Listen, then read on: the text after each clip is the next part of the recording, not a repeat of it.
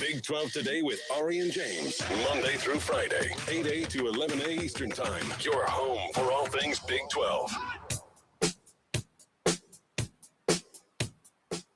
Day 2 of Big 12 Football Media Days, powered by Monster Energy here in Frisco, Texas. We're at the Star.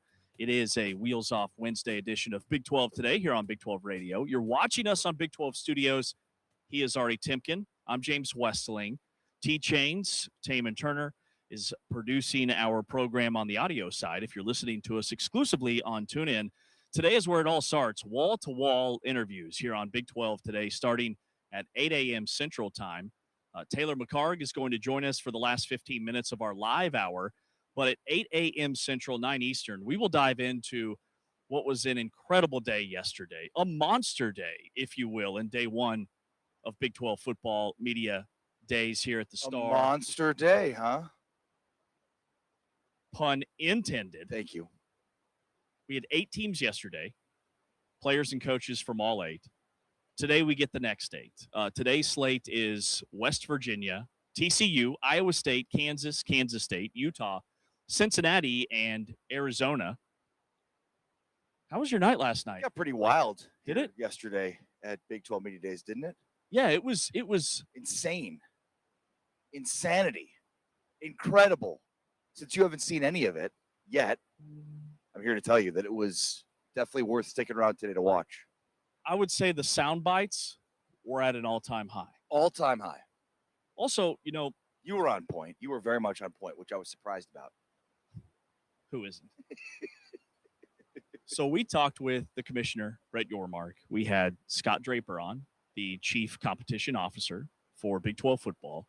And then we had just about every coach. We had multiple players from every team.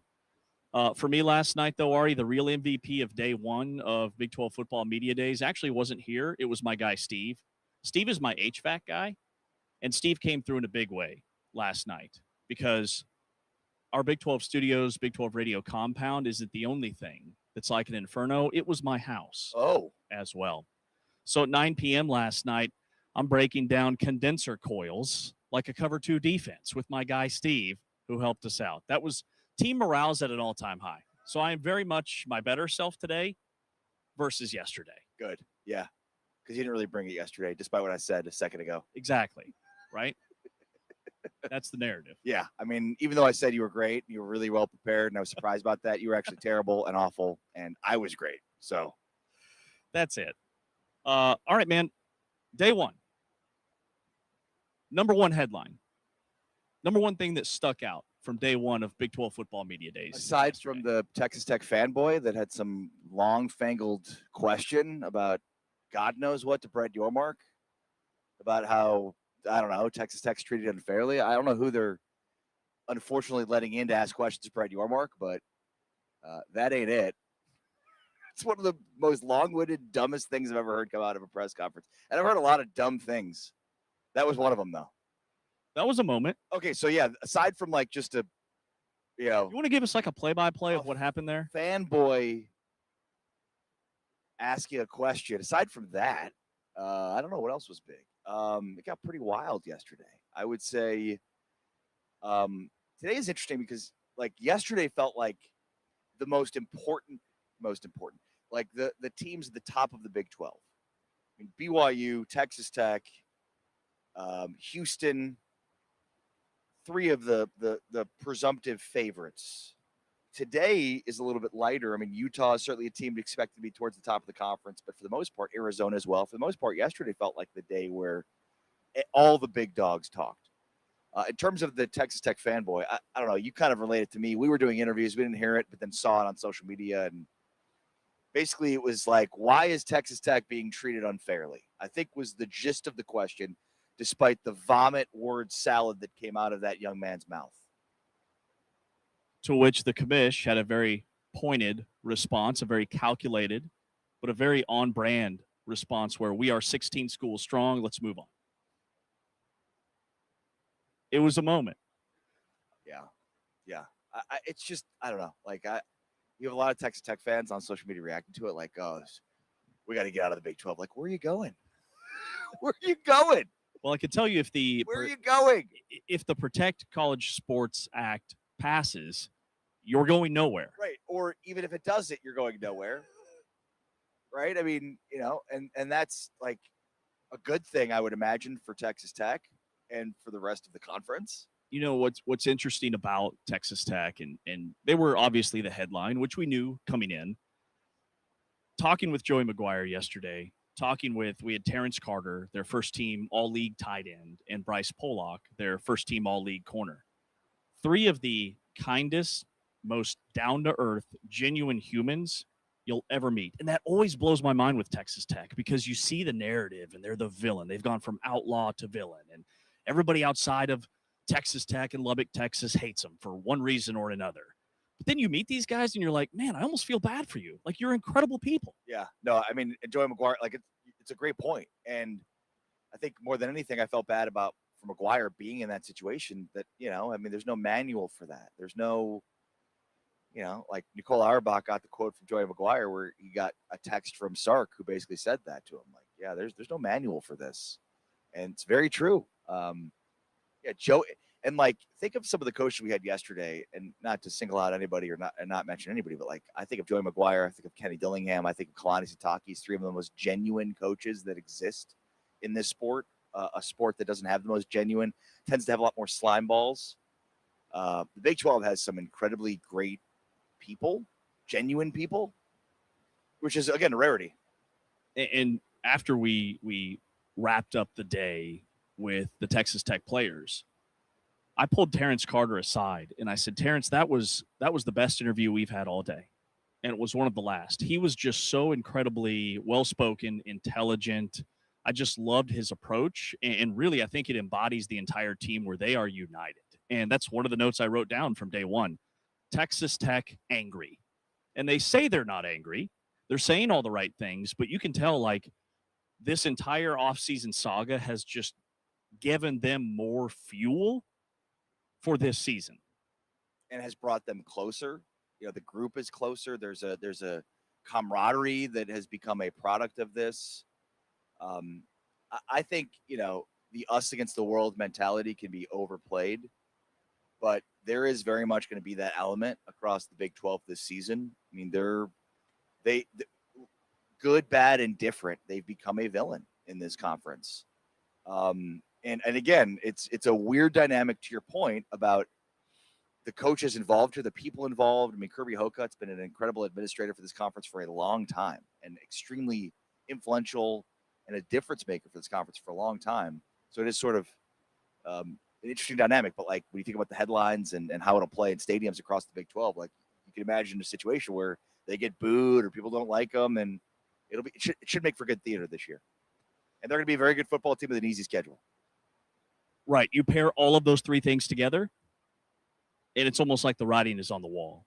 The players were incredibly, man, we heard some wild Will Hammond stories yesterday about just how much that guy loves football. And Joey said multiple times to us, to everybody else, that he thinks he could be ready by week 1. And if he's not, like, Joey McGuire and the other guys sounded very confident in the other quarterbacks that are on this roster. They talked about Lloyd Jones III. Terrence Carter said, man, this guy could be a dog. Chubb, thank you. They talked about Phillips. They talked about Kirk Francis. Like, Joey McGuire just rattled off the quarterbacks in that room like everything's okay. And they continue to kind of beat that drum that had Will Hammond not been hurt, it was a no-brainer. He was going to be their quarterback this season. So coach speak is coach speak, but after a day, I continue to believe that the quarterback situation, at least in terms of what they have internally, is overplayed. I think they're going to be fine with whoever's out there because of how deep and talented this team is. Yeah. What other observations you had from yesterday? Well, in terms of... We had a great interview with Deion Sanders. What an interview. Wednesday morning, get off my lawn energy. Yeah. What happened there? Thank you. Well, we didn't have Deion, but stay tuned. Maybe we will. He was in and he was out. Deion goes to the beat of his own drum. He was at the podium. He did his 20 minutes there. And then he actually swung by our table because we were talking with Big 12 Commissioner Brett Yormark, and then he whisked on by through the tunnel out the back exit. He's a big fan of Brett Yormark. That he made very clear, which is a good thing for the conference. Deion's great for the conference. He brings eyeballs and attention and a lot of opinions, good or bad. So, and look, I think despite the circus that seems to constantly embroil that program, engulf, I don't know, the just constant drama and whatever exists there. Like, I think they're going to be pretty good this year. I think the combination of Brennan Marion with Julian Lewis, I think, Danny Scudero. I'm excited to see it work. And if this is the first year that Deion Sanders actually has a legitimate running game, he's not had one really at all since he's been there, then they can be pretty good. I mean, to me, it all depends on that. And I think there's a good chance of that. The running game being good and Julian Lewis mixing in with that go-go offense. Mm-hmm. Yeah, and as we sit here like the next day and try to digest everything that came through our headsets yesterday, every single response starts to sound like, that's a great question. Like it's so hard to separate who said what. But we were kind of rotating interviews yesterday because we had Taylor McCarg with us, who will be with us again all day today. The CBS and ESPN analyst also does some stuff for Big 12 Studios and Inside the 12. So we were kind of rotating interviews, the three of us, and you sat down with the Colorado players. So, like, after talking with Julian Lewis and Danny Scudero, do you feel better that you're onto something in terms of Colorado, like being a sleeper team? I don't know if my conversation with those guys, made it even more. No, I wouldn't say that. I thought it was a good conversation. Julian Lewis is an interesting cat. Like he's definitely more quiet, more reserved. Good quarterbacks come in all shapes and sizes and forms and have different leadership characteristics. So, no, I don't think there's anything that stood out that much to me. I think there's and Colorado's not in this conversation. I think there's 3 or 4 teams that I could see being 10, 11 win teams. And I could see those same teams also being 4 or 5 win teams. Yeah. I think Arizona's in that conversation. I think Houston is in that conversation. I guess I'd be shocked if they won 4 or 5 games this year. But TCU, I think, is in that conversation. I think there's, as we went through the consensus, kind of this mid-tier, let's say anywhere between 8 and 12. Any of those teams, I think, could be 9, 10 win teams or 5, 6 win teams. And that was magnified by everything we heard yesterday. Totally agree with you on that. A couple other notes that I had just in terms of teams from yesterday is BYU, you get the same energy, the same just classiness, the same we're dialed in with a little bit of fun as you would get if they had won 5 games versus 12-2 like they had last year. Like they just seem, it was almost like deja vu talking with Kalani Sitake, because every time we talk to him, it's like you hear the same stuff, but in a little bit of a different way. Very much players-led program. It's all about the culture. So with BYU, that stuck out to me. Yeah. No, and those players, there's just not to say that any other teams stand out from a lack of cohesion, but just it's almost like they're finishing each other's sentences. That's a team that is very close. And you could sense it. You get, you just I don't know how much you could really tell about the team dynamic of these players that are here, but you positively or negatively, but with BYU, it stands out, I think most places it's sure, whatever. Some of these guys like each other, they're goofing around, they're having fun. Cool. But with BYU, it really shows that these guys are connected in a way that's unique. It's a unique situation. That is a team that with that, is poised for another Big 12 championship contention type season. That's a team that if they get to the college football playoff, they could make some noise for that reason alone. The other kind of dark horse sleeper team that we had, I think we had them 12th, maybe 13th, something in that range on the consensus. I was really impressed by Baylor. And you and Taylor sat down with Dave Aranda, but you and I sat down with the players. And DJ Lagway, man, he's a great kid. Very well-spoken, almost kind of soft-spoken. We're he's a leader because he's very likable, but he's not a really loud, rah-rah guy. Kylan Reed, the linebacker, was impressive. And, man, I'm all about that VR headset that DJ Lagway's been working with. That was one thing that we hadn't seen anywhere else. that's kind of a peek behind the curtain that we got from Baylor is just his offseason process.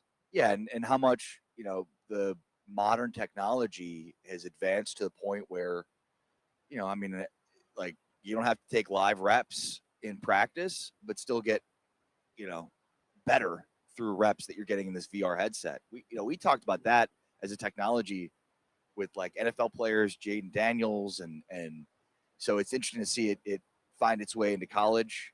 I'm surprised it's not more widespread. I'd imagine more universities would want to invest in something like that. Baylor's another team where I think you can throw them in. Like, I wouldn't be surprised if they won 4 games. I wouldn't be surprised if they won 10 games. Yes. I think Lagway is going to work. I think his mentality, like, it feels like he just has done all the right things. Now let's see it translate on the field. These situations, though, rarely work, right? Like, the 1 year this coach has got to win, seemingly hot seat conversation, as much as I like Dave Aranda, like, these situations rarely go well for the coach. I think they have, Aranda told us, that they really invested money on the defensive side of football. They really invested money out, inside out. That was a huge commitment that they made. He said, like, last couple of years, they've really spent on weapons, and that they knew that they needed to really, butter their bread on the defensive side of the ball. Joe Kleinerman has a track record of success in this conference, pretty consistent. You mentioned, even top 30 defense last year, despite all the injuries that they had. So I think there's elements that I'm buying it, but ultimately, like, just like high level, like, those situations rarely work. They rarely do. In a recent sample in the Big 12, all the things you were just outlining, I was sitting here thinking, that sounds a lot like what we were saying about Oklahoma State last year with Mike Gundy. Coming off a winless Big 12 season, they had a transfer quarterback. They had upgraded and overhauled their defense with Wendell Gregory and a bunch of transfers. They brought in new coordinators, and they went 1-11. And now we're talking with Eric Morris. Yeah, no, you're right. Eric Morris is impressive too, man. I'm starting to buy that Oklahoma State's legitimate Big 12 contender. Really, like Big 12 could be in the Big 12 title, appearance conversation. Yeah. Like, well, when we recap the whole 2 days here, I think we'll probably have like a bag of like, here's some teams that I think could potentially play. Like, there's BYU and Texas Tech are the favorites, obviously. Yeah. Then you got Utah and Houston and Arizona. Maybe Oklahoma State's in that mix, right? Like, I think we'll have just a bag full of teams where it's like I could see a situation that plays out with them. Mm-hmm. There's just a track record with Eric Morris, not at this level, but I mean, like, it translates. We've seen it. I don't think there's any questions. He's a brilliant offensive mind. He's, you talk to the players and they tell you about how competitive he is. I just think there's an edge to him. And the biggest thing for me is, like, on the defensive side for Oklahoma State, how talented are they going to be, and can it work on both sides of the ball? But I think offensively, it's going to be a juggernaut. So what you're saying is they would be your not just sleeper team, monster sleeper team. Oh, I like that. Yes, like Colorado's your sleeper, Oklahoma State's your monster. Yes, sleeper team. Great way to put it. Exactly. Mm-hmm. Colorado's a sleeper. Do I think Colorado's going to compete for the Big 12 title? No, but they're a sleeper. They're going to be a bowl team to me that most people don't expect to be a bowl team. And yeah, I think Oklahoma State's like, that's a monster sleeper right there, powered by Monster Energy. Big 12 Football Media Days, day 2 today. You will hear starting at 8 a.m. Central, 9 a.m. Eastern Time. Willie Fritz, the head coach of the Houston Cougars, and then Kenny Dillingham will be after that, the Arizona State head football coach, and then Scott Frost, the commander-in-chief of another sleeper team that a lot of people like. I was impressed by Alonzo Barnett.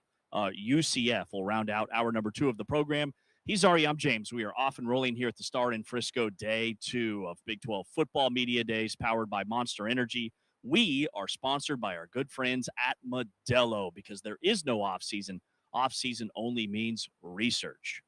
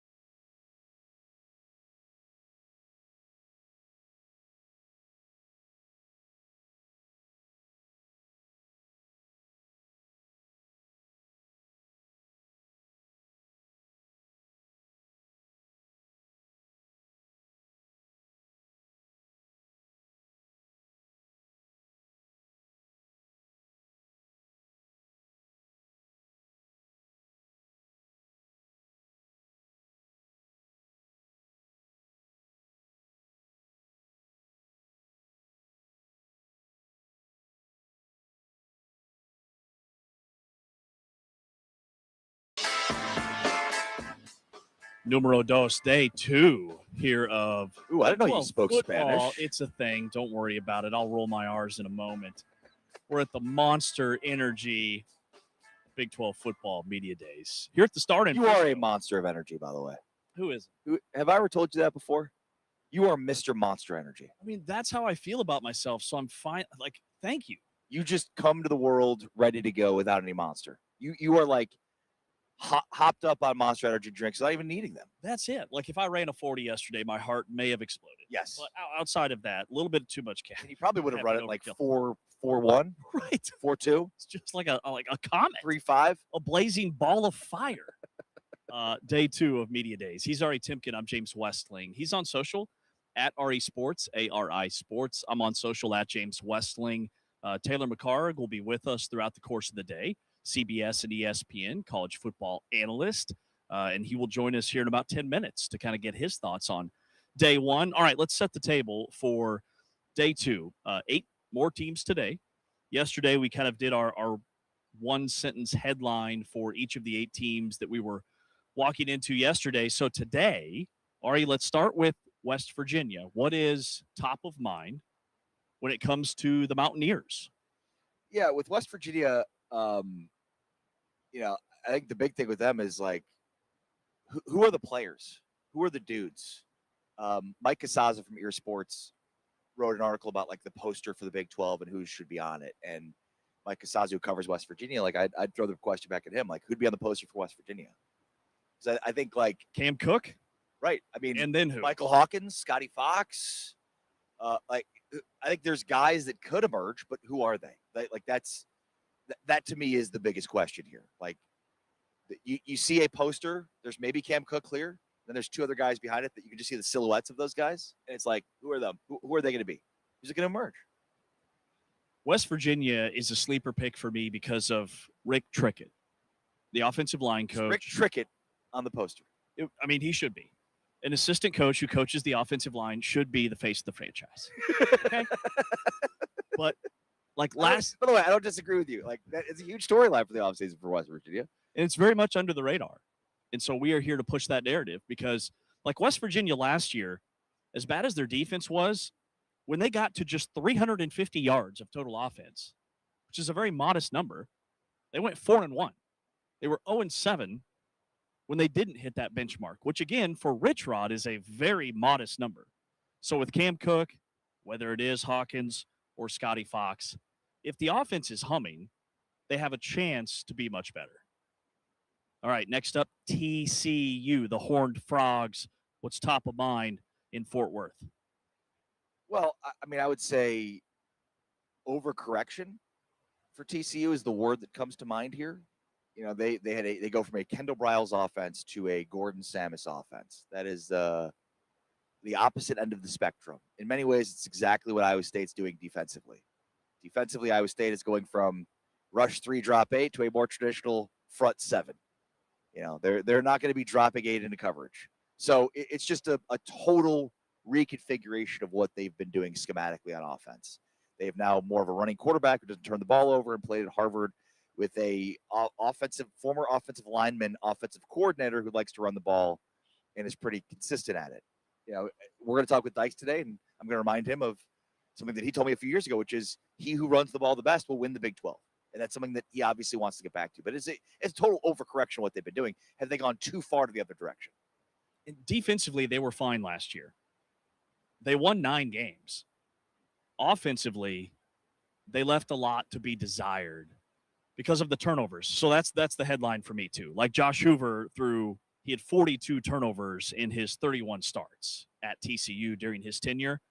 So they bring in an offensive coordinator whose offense last year turned the ball over just twice for the entire season, which is an amazing statistic. Unbelievable.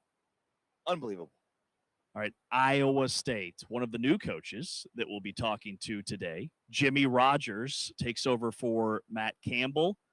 Expectations seem to be pretty low outside of Ames, but Jimmy Rogers, like, this dude's a winner. Yeah, and it's funny, too, because, like, they have nobody back except for their place kicker and kick returner. So it's just a funny spot to be in. It's like, yeah, they basically have a full new roster, all new players, except for like two important specialists who could play a crucial role for them. You know, for me, this is obviously a total rebuild and reconfiguration. But then, like, Jalen Raynor has been a pretty consistent good quarterback at the group of 5 level at Arkansas State. So, like, can he now produce at this level? And I mean, I think you're looking at modest expectations. We've got Iowa State 15th out of 16 teams in the consensus. So, rebuild's the obvious word.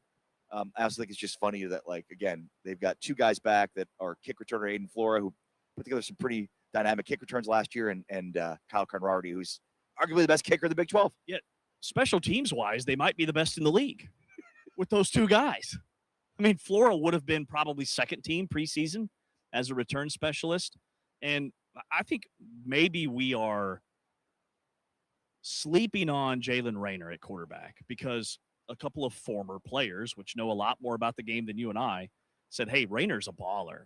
Like, he gets a little bit gunslinger-ish and has some turnover troubles at times, but he was also trying to get tape to get to a higher level. And now he's here at Iowa State. And we've seen that kind of formula work where guys that transfer up, like a Devin Dampier, who had a boatload of interceptions at New Mexico, and then he gets to Utah, and it's basically a clean sheet, and he's the newcomer of the year in the conference. So I would lean on Jalen Raynor as maybe being the saving grace for Iowa State. All right, your Kansas Jayhawks, Rock Chalk, Lance Leipold era. I think, like, I'm trying to think of the best way to put this. Like, I'm not very optimistic about Kansas this year, but I think that there's reasons for optimism. It feels like with Andy Kotelnicki as an X factor. So I guess that's my one-word narrative, if you will, the Andy Kotelnicki X factor. And, is Kotelnicki the head coach in waiting without being that title? But with him being back, with the question marks they have at quarterback, I mean, they've got 2 legit speedsters at quarterback. And the guy, it seems like, that's leading the clubhouse is Cole Ballard, is more of a traditional pocket passer. Now, I think any quarterback can work within the Kotelnicki system, but it feels like if you've got a running quarterback, the best season Kansas has had under Leipold was with Kotelnicki and Jason Bean at quarterback. Yeah. A track star at quarterback. Had a fantastic season. So it feels like, why not go with the guy that's closest to the track star, which is the kid from Rice? Is it Jenkins? Yep, Chase Jenkins. Or Isaiah Marshall. But both are speed guys. Both have great. I mean, Jenkins probably more than Marshall. We'll talk with Taylor McCargan in a second. Taylor, did Rice ran like an option offense last year, right? Yes, they run. Feels like Chase Jenkins is the guy. Which, like, Matt Tate was. He's running an option offense at Kansas with Kotelnicki. Matt Tate, who's very connected to KU, wrote an article and said Chase Jenkins is basically out of the conversation. Yeah. And, like, he's going to be playing receiver. But I thought the same thing. Hey, this could be a really low-key major addition for KU because, yeah, at Rice, they run like this. Scott Abel's their coach, longtime coach at Davidson. They run like a video game offense that is a spread, triple option, but sometimes we throw it. It's like Army and Navy, but for the modern game. It's wild. But there's some Kotelnicki in that. Like, yes. Kotelnicki does a lot of that too. Like, it's a lot of window dressing, a lot of movement. At the end of the day, it's very much an option offense. If you have the right players to run it, we'll see how much different it might look, though, with a Cole Ballard versus an Isaiah Marshall. Marshall just doesn't have the arm strength. I mean, Ballard has everything except for, like, the ability to get outside the pocket and run. Marshall doesn't have the arm strength, but he can run. So it's like, man, if only we can kind of marry the two dynamics here. But Jason Bean was known as a terrible passer before he got to KU, and KU molded him into a NFL quarterback that won 9 games. All right, also from the Sunflower State, Kansas State, new coach Colin Klein. We'll get to sit down and chat with him. Avery Johnson back, Joe Jackson back at running back. What's the headline for the Cats? I'm coming home, coming home. Tell the world that I'm coming home. It's homecoming. The prodigal son returns. Colin Klein, he's back and better than ever. If this doesn't work for Avery Johnson, then nothing will. I think there are a lot of people nationally that cover this sport, that are on the sport, that are kind of like, yeah, turn the page on Avery Johnson. Yep. He's very much a forgotten player for a guy that high 4-star, 5-star? High 4-star. Highest recruit that K-State's ever had, or one of them. Yep. At the time, I mean, I think Lincoln Cure was higher rated, but later after him. But Johnson was a top 7 quarterback in his class, and he is the only quarterback that is still on the same team that he signed with out of high school from that entire class. And, I mean, it feels like the last couple of years, there's just been so many question marks around this offense and around Avery Johnson. And it's like, who do you blame? Do you blame Avery? Do you blame the offense? Do you blame Chris Kleiman? They're trying to, to keep him fresh, not run him as much. It's like, this is it. Like, if this doesn't work, it ain't going to work. Receivers had a ton of drops last year. We'll ask him about that. All right. I'm really excited to talk to Avery Johnson today. It might be underrated. My most, like, the conversation I'm most excited about. Utah. How about the Utes? The Scally debut, right? I mean, this Utah has been overwhelmingly consistent. And, like, the thing that you can count on under Kyle Whittingham is they were going to run the football and play defense. And so is that, like, they want to be a little bit more explosive in the passing game. They think Scally can be. I think that's sort of funny considering not only do you bring back Dampier and Wayshawn Parker, you also bring back Bird Ficklin, who, like, run an option offense with those 3 guys, right? Like, why wouldn't you use him in the running game too when you've got a dynamic quarterback who can run, a dynamic running back who can run, and another dynamic quarterback who's better than the starting quarterback you have in terms of speed? Like, it feels like you're leaning into the narrative about, like, we want to be a more consistent, explosive passing offense. Okay, but this might not be the year to do it. You have the personnel to have a really dynamic running offense. So I just, like, the Morgan Scally piece is really interesting to me. I have a lot of faith and confidence that he's going to be good, but we have to see it. Utah led the nation in rushing yards among teams that weren't running the wing T or triple option a season ago. And I think they should lead more into it. You've got a second-string quarterback that is ridiculous. Like, what, Ficklin had like a 5-touchdown game, didn't he? He had an Avery Johnson level of game that we saw, like when Avery came in before he was a starter against Texas Tech. I cannot believe both of those guys are back as we sit here today. All right, 2 more. Cincinnati and Arizona. Let's start with Cincinnati.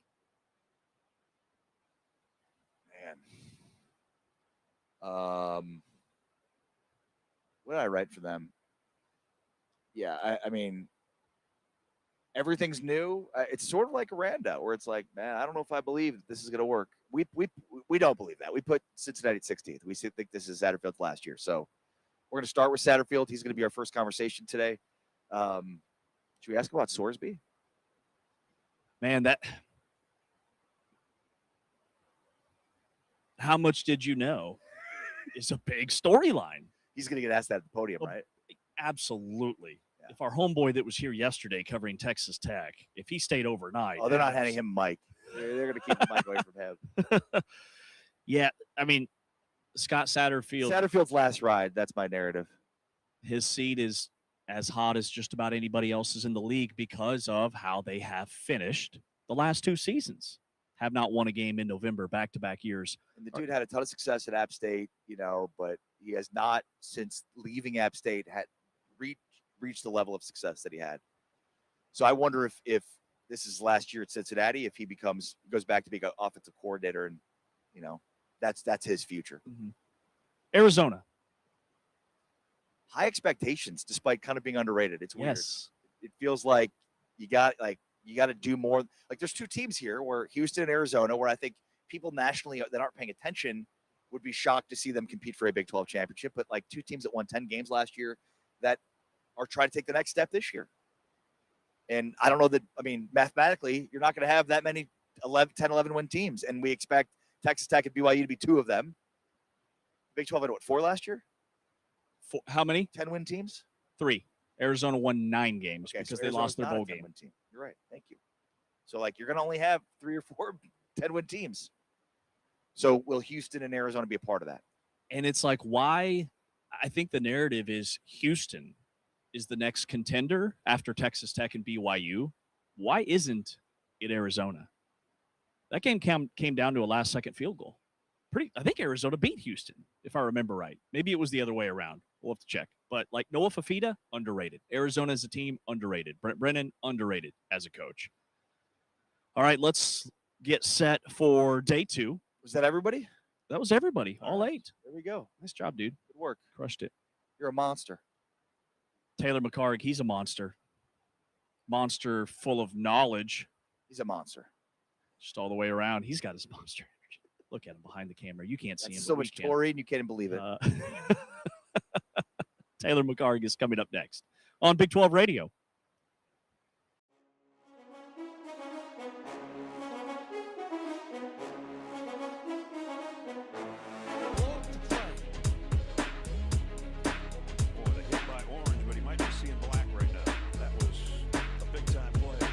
Second and 8 at the 26. And they'll move straight ahead. Nothing doing. That's right.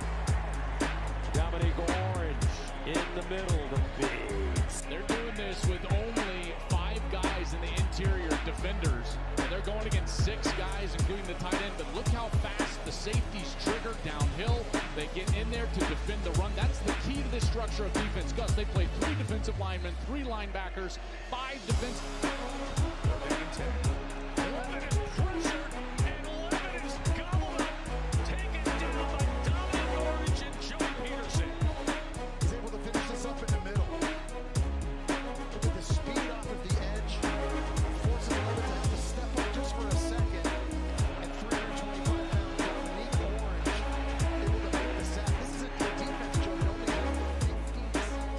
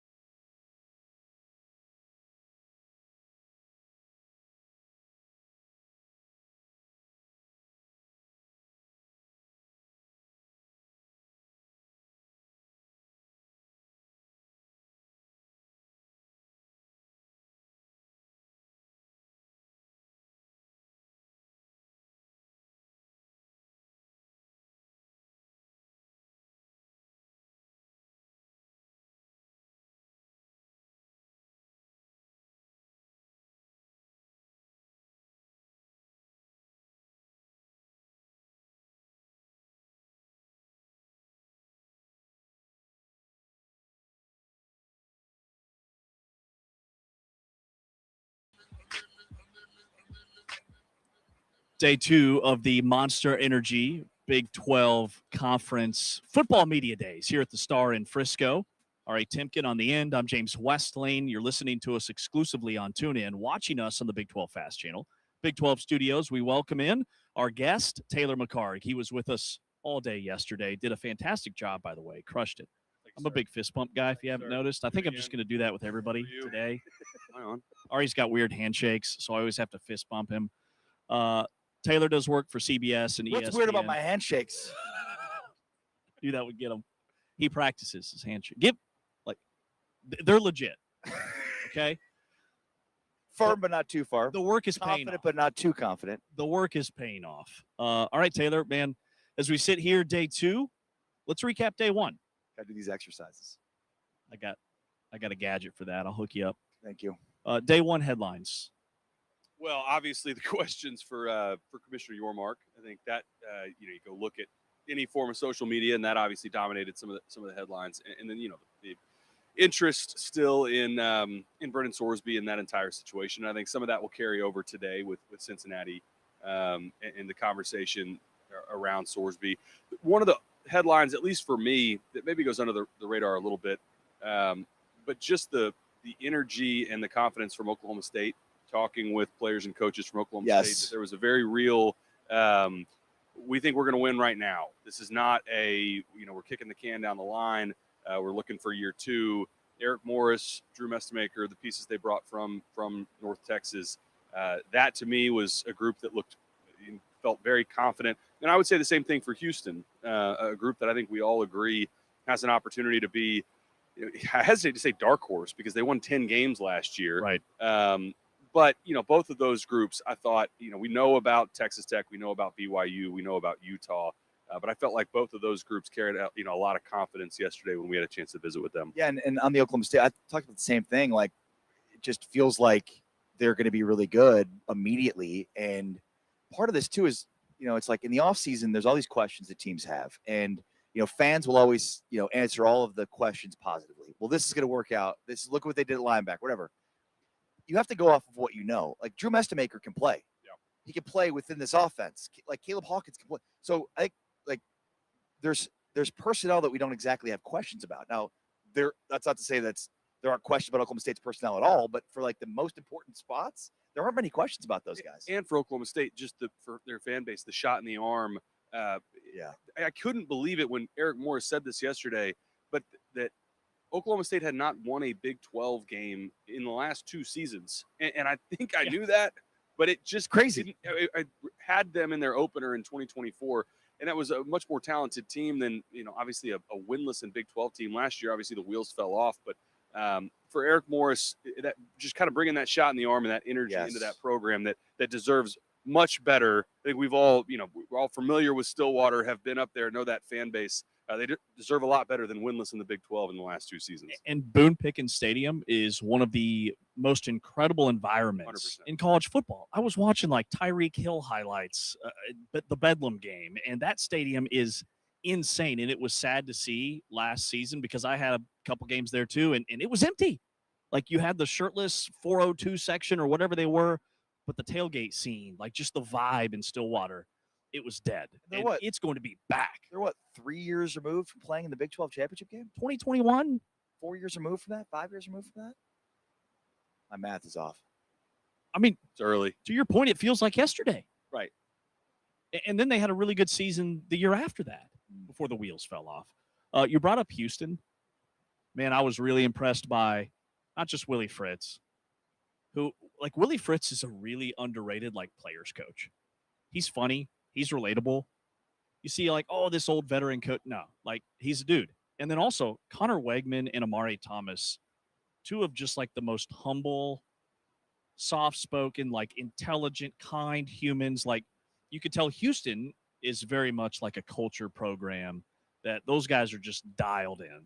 Yeah, I had Houston's opener last year. It was Thursday night against Stephen F. Austin, and it was Connor Wegman's first game since he had left Texas A&M. Dude, he was totally the polar opposite of what I thought he'd be. And when we spoke with Willie Fritz before the game, we asked him about how's the transition been for Connor Wegman, and he talked about, look, he went through the circumstances of how he had to leave Texas A&M were difficult. That was a place that he wanted to play, and it did not go well, as we know from Texas A&M, and he certainly did not feel the love on his way out. And so just as a fan of the sport and a fan of the kid, I was just happy to see him a year ago build his confidence back up and get that season under his belt where he almost proved to himself, yes, I could still do this. And then you see him here, yesterday and get a chance to talk with him. And I agree, he's soft-spoken. He's not going to be a guy that comes in and carries all the bravado, but he also has kind of that quiet confidence. Yes. You could tell he's excited for this season. He knows what they're capable of, knows the weapons that they have around him. And the piece that we talked about yesterday that I would reiterate, their offensive line play, they expect to be night and day from a year ago, because that was the one thing their offense missed a year ago. They couldn't connect on shot plays because they couldn't protect long enough. They got a couple key pieces back, but then they brought in 4 in the portal that they think are going to help them tremendously, not only with their starting 5, but also with depth. And if those hit and they could protect, I think Houston, again, part of the reason why we think they've got a shot at this league. And it's really just kind of like a subplot aspect. Taylor, you're part of a unique fraternity of Texas high school quarterbacks, played college football. There's 2 guys in this league that are part of that fraternity that are on their second stops after disappointments at their first stops. And that's DJ Lagway at Florida. He's from Willis. And, of course, Connor Wegman from the Houston area and A&M. So it's just an interesting dynamic. Those are 2 guys that were top of their class in terms of quarterbacks that are looking for new life and new spots. And I think Wegman did a good job last year. But, yeah, I mean, like we saw him underneath mid. We did not see him really push the ball down the field a ton. And for them to actually compete for a Big 12 championship, that's got to change this year. And I'm glad you mentioned DJ Lagway, because that's another team in Baylor that I feel like everybody's in just sort of a wait and see holding pattern with Baylor. This is the time of the year where everybody's excited. Yeah. Everybody's got hope. Right. But we've seen with Baylor over the last several years, they've been around that 500 mark, struggling in close games. And part of that's been, you could blame some of it on quarterback play, but Sawyer Robertson, by and large, last season was not the problem. Hopefully they've shored up their defense. But for DJ Lagway, when he was at his best at Florida, one of the top quarterbacks in the country. If they can bottle that up and get that in any form of consistency over the season, and look out for Baylor. Yeah, that's a team that I highlighted, where after talking with Lagway, it's like this guy's a dude. Number one, he's huge. He's a monster of a human. I could not tell who was the quarterback and who was the linebacker when they were sitting down with us side by side. And I do think people forget 5-star, top 3 quarterback in the entire country out of high school. All right, so and the other thing that people forget is how much of a mess Florida was, right? I mean, they look a lot better now, but they were a total mess. And so I think the question is, was DJ Lagway a mess, or was Florida more of a mess? And we'll find our answer out this year. Billy Napier break him? Right. All right, as we get ready for today, Taylor, make us sound super intelligent, like we just know the game at the quarterback position, okay? Because we got 2 teams that we don't know who their quarterback's going to be. Like West Virginia, it's Michael Hawkins, or is it Scotty Fox? At Kansas, it could be Ari. Who knows? Anybody. I don't have much of an arm, and I can't really run, so I'm not going to work at Addy Kolnicki's offense. Those 2 programs, like what questions do you have about those guys, that position, and what separates them? Yeah, I think in both instances, you have very defined schemes where you're going to see multiple quarterbacks play in the month of September for both of those teams. Yeah, so good point. Regardless of what we hear today and even what, is reported through camp, if you're a fan of West Virginia, if you're a fan of Kansas, expect to see a handful of guys, maybe 2, 3 that you'll see in the month of September. I think what stands out to me for both of them is they've had success in the past. Kansas, obviously 2023, the year that they kind of came on the scene, but that era is over. And so for both of them, can you move on? Kansas, the one thing that stands out to me that I'll be interested to ask players especially, how are they viewing the trip to London? Because when you look at Kansas' schedule, that's still in the month of September. And that's one of those things where, as we saw with Kansas State a year ago, if you go lose on a trip like that, for whatever reason, it's been a curse almost for these teams that go across. Teams are snake bitten. And then the rest of the season falls apart like a Kansas State or Florida State a couple years ago. So that's another point that I'll ask about them. One of the things that I'm excited to also highlight today, I had UConn a couple times last year. Gordon Samus, their offensive coordinator that is now at TCU. UConn, under the radar, was one of the top passing offenses in the country last year. And all we do is talk about the running game. Yes. And for TCU, I'm excited to hear from them. How has that been implemented? Because I enjoyed covering them last year. I thought he was one of the top hires in the country that maybe went under the radar a little bit. I did too. And he's obsessed with like the Denver Broncos, like zone rushing attack. He watches these like YouTube videos, and he said that he'll just throw it on in his car and listen to it like a Was podcast. he a Shanahan guy? He has no connection, Shanahan, Kubiak.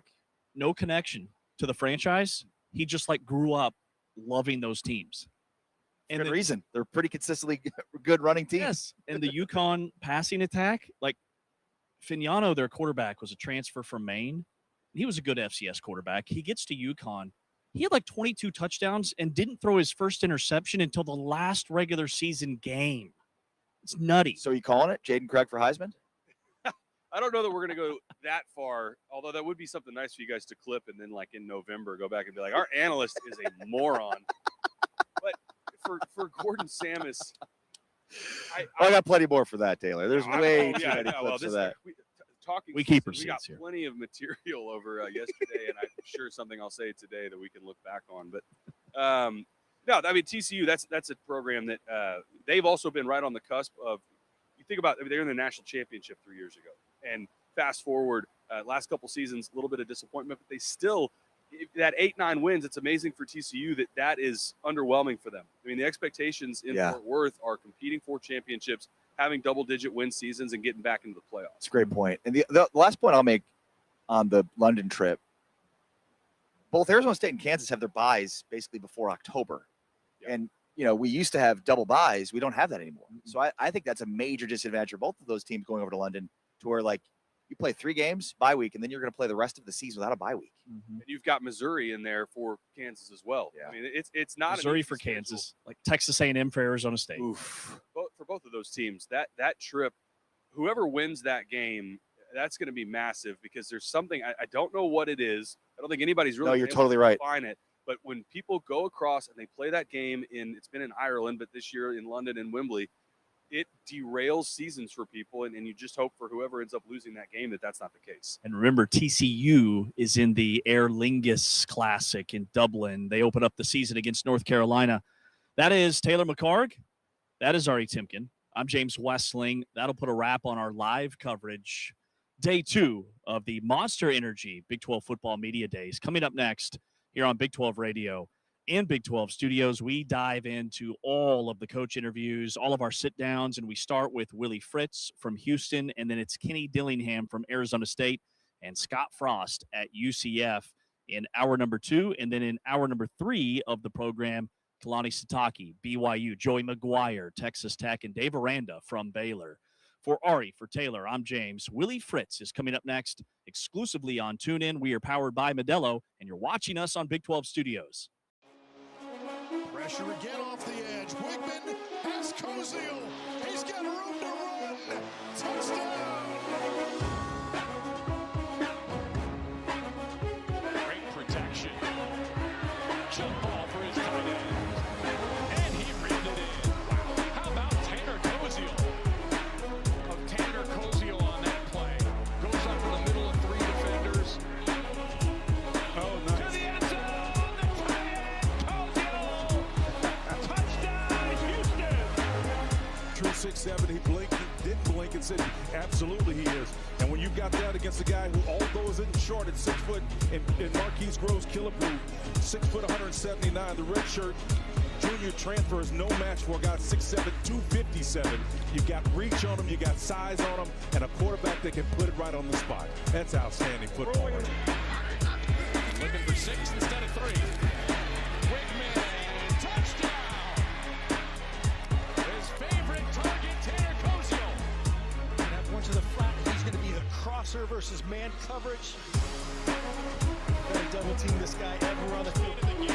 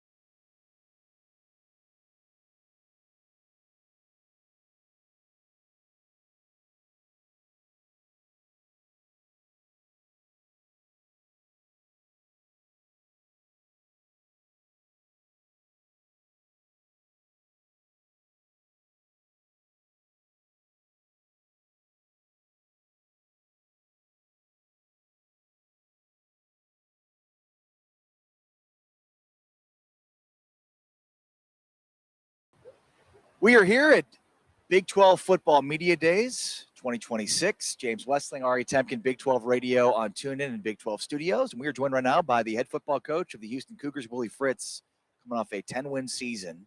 It's kind of like what you do, right? Just win 10 games. This is like it's harder than you think. I would Especially think in it this would be league. hard. This You is make it a look really- easy, coach. This is a really competitive, balanced league.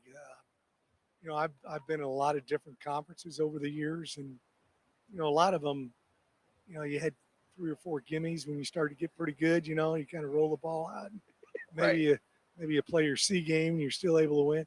That is not the case in the Big 12. Everybody is very competitive, tough league. So you just better bring your A game if you're going to win. Willie, if you were to identify 2 or 3 characteristics of last year's team around this time, or maybe traits that really grew as the season developed that led to that breakthrough 10-win season, what would those things be? Something that in this day and age that we did a great job of, I'm going to brag a little bit here. We brought in the right guys from the portal. And when I say that, not only talent, but also character-wise, they fit in with how we did things. I had next to zero problems, and that's, I hope that's always something that you look at our program and see. I want to do a great job of gathering information of everybody we recruit, whether it's a high school kid, college kid, or whatever the case may be, but we really had great character and zero problems.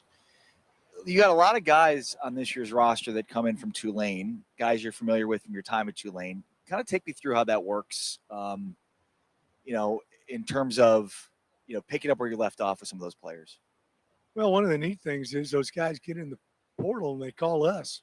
Shadre, we recruited, and wow. And Shadre Hurst, I think an outstanding offensive lineman, one of the top guys in the conference without question. Strongest guy we got on our team. He did a 435-pound power clean, which is the most. That's with nobody touching the bar. Usually, when a guy does, Right, you hear other guys helping. 400 pounds. You got a guy helping over here, helping over there, guy helping the back. All that stuff.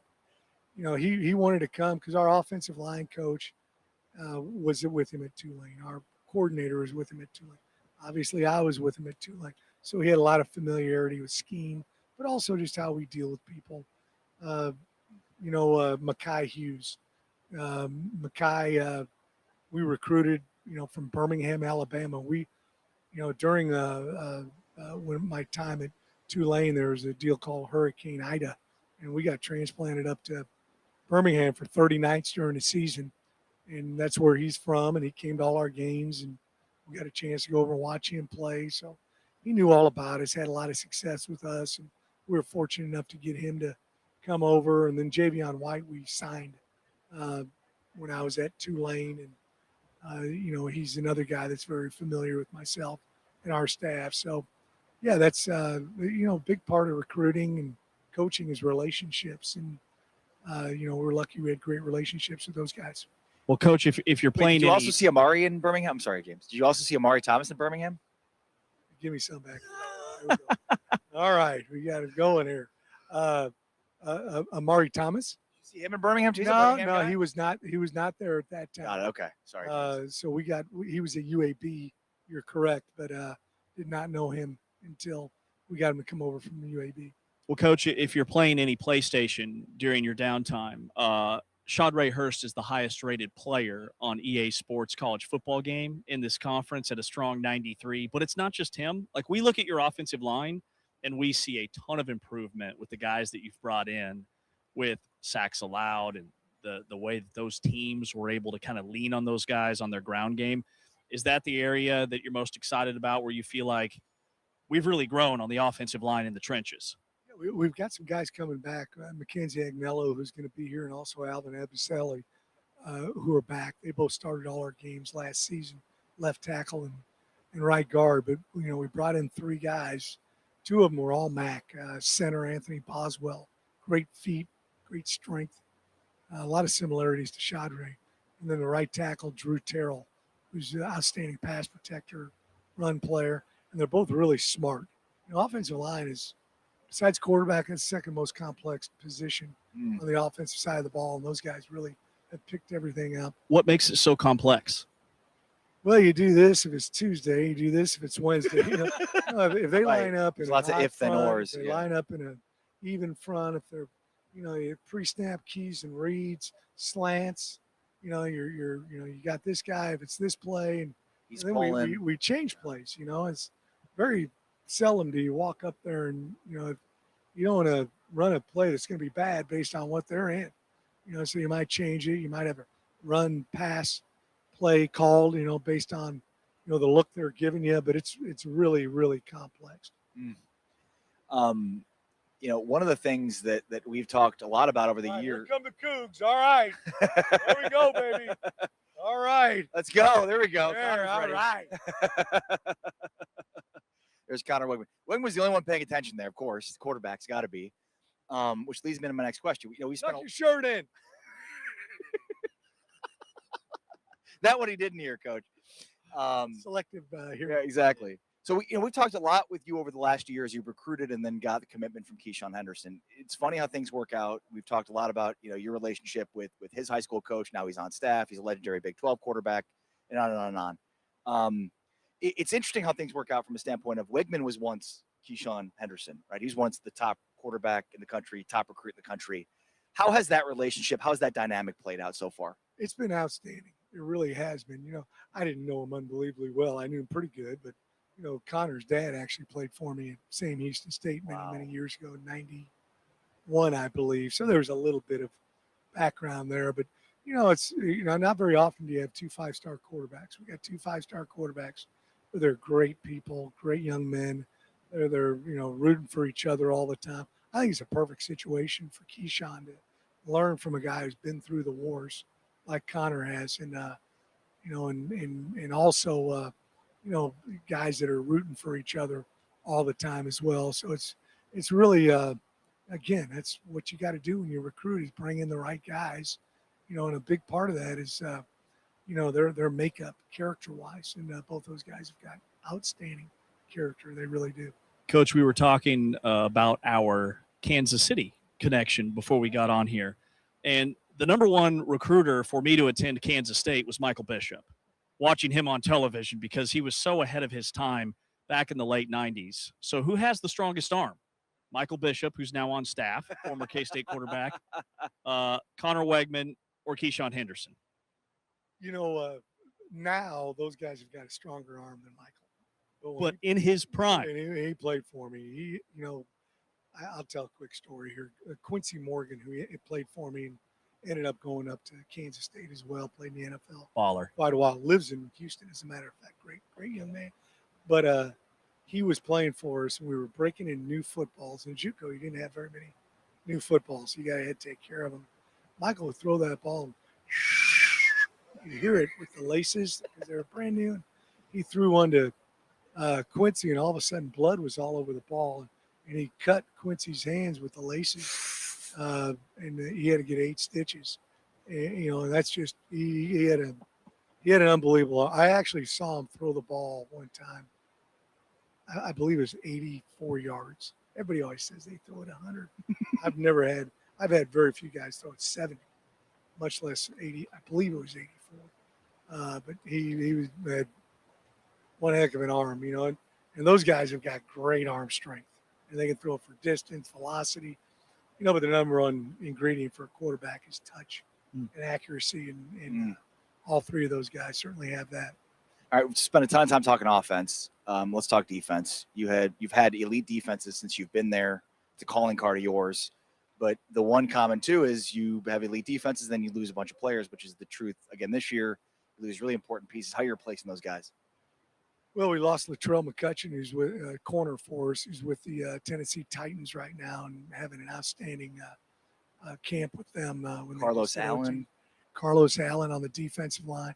At the corner position, we got Will James coming back, who's first-team all-conference. I think he's a legit pro prospect for us. So he's coming back. And then we grabbed a young man named Jalen Mayo from Stephen F. Austin, had a great career there at SFA, and really excited about those 2 guys at corner. We got some other guys that have played quite a bit for us, J.D. Rim being one of us at the corner, one of them for us. At the corner position, safeties, we got veteran safeties coming back. Jordan Allen and Kentrell Webb both are here for media days today. They started all 13 games for us last year, which is difficult to do. Got a couple returning guys at the linebacker position, Sione Fotu and Carmicah Glass. And we lost Carlos, like you said, and we lost another kid named Eddie Walls. Yeah. Both of those guys are in NFL camps right now, but we really did a good job bringing some dudes in and having a bunch of return. We're going to probably roll, 8 to 10 guys early on the defensive line, and then kind of let those guys show us who should be playing, 70 snaps and who should be playing 15 snaps. So a lot of competition on the defensive line. Now, Willie, you don't strike me as a guy that invests a lot of time in reading preseason hype magazines, but let me tell you, there's a lot of buzz around this Houston program. So how do you handle, I guess, going from a dark horse coming out of nowhere to all of a sudden, like you have everybody's attention, right? People are now circling that Houston game on their calendar after a 10-win year. I think any good program circles every game on their calendar. I know we certainly do. There's not one team we're looking forward to playing or beating more than another one. So we just make sure that we're very consistent with our preparation, hour after hour, day after day, month after month. I don't change that. And, I'll have guys that played for me 30 years ago that'll walk in. God dang, coach, you're saying the same things you said when you coached us, decades ago. So the consistency's so important, and we've built that at the University of Houston. All right, Coach, before we let you go, off the wall question for me. If you had to live in one TV show, any TV show, what would it be? Well, I have no idea what it is. That's a heck of a question. You got to prep us with this. What's your favorite TV show? God, we jump on different little series that we watch from time to time. Whatever my wife tells me I'm watching is what I watch at night. So, I'll say my favorite series is my wife. I guess that would be it. She didn't have a TV show, but That's amazing. I'm gonna cop out and say that. Willie, you're the best. Willie Fritz, the head football coach of Houston, joining us here from Big 12 Media Days at the Ford Center at the Star in Frisco in advance of this huge season for the Houston Cougars here on Big 12 Radio and Big 12 Studios.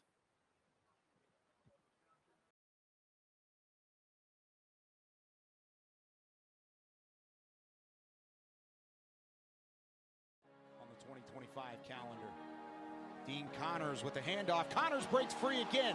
Dean Connors against his former squad with his second touchdown of the night.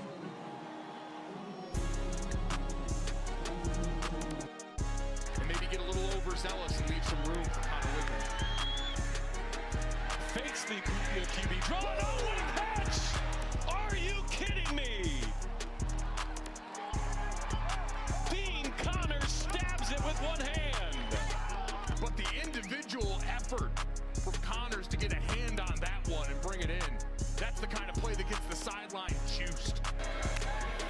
TCU stacks the edge, and look at Dean Connors go. Dino on the go. They've been on the field for a while. They want to stay on the field offensively. Whitman to throw. Connors. Oh, my God. He's got it. Trumped him. Room to run.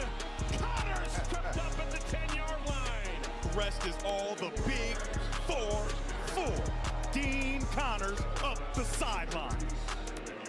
Everybody knows Willie Fritz wins games. Here's a huge run, and there goes Dean Connors.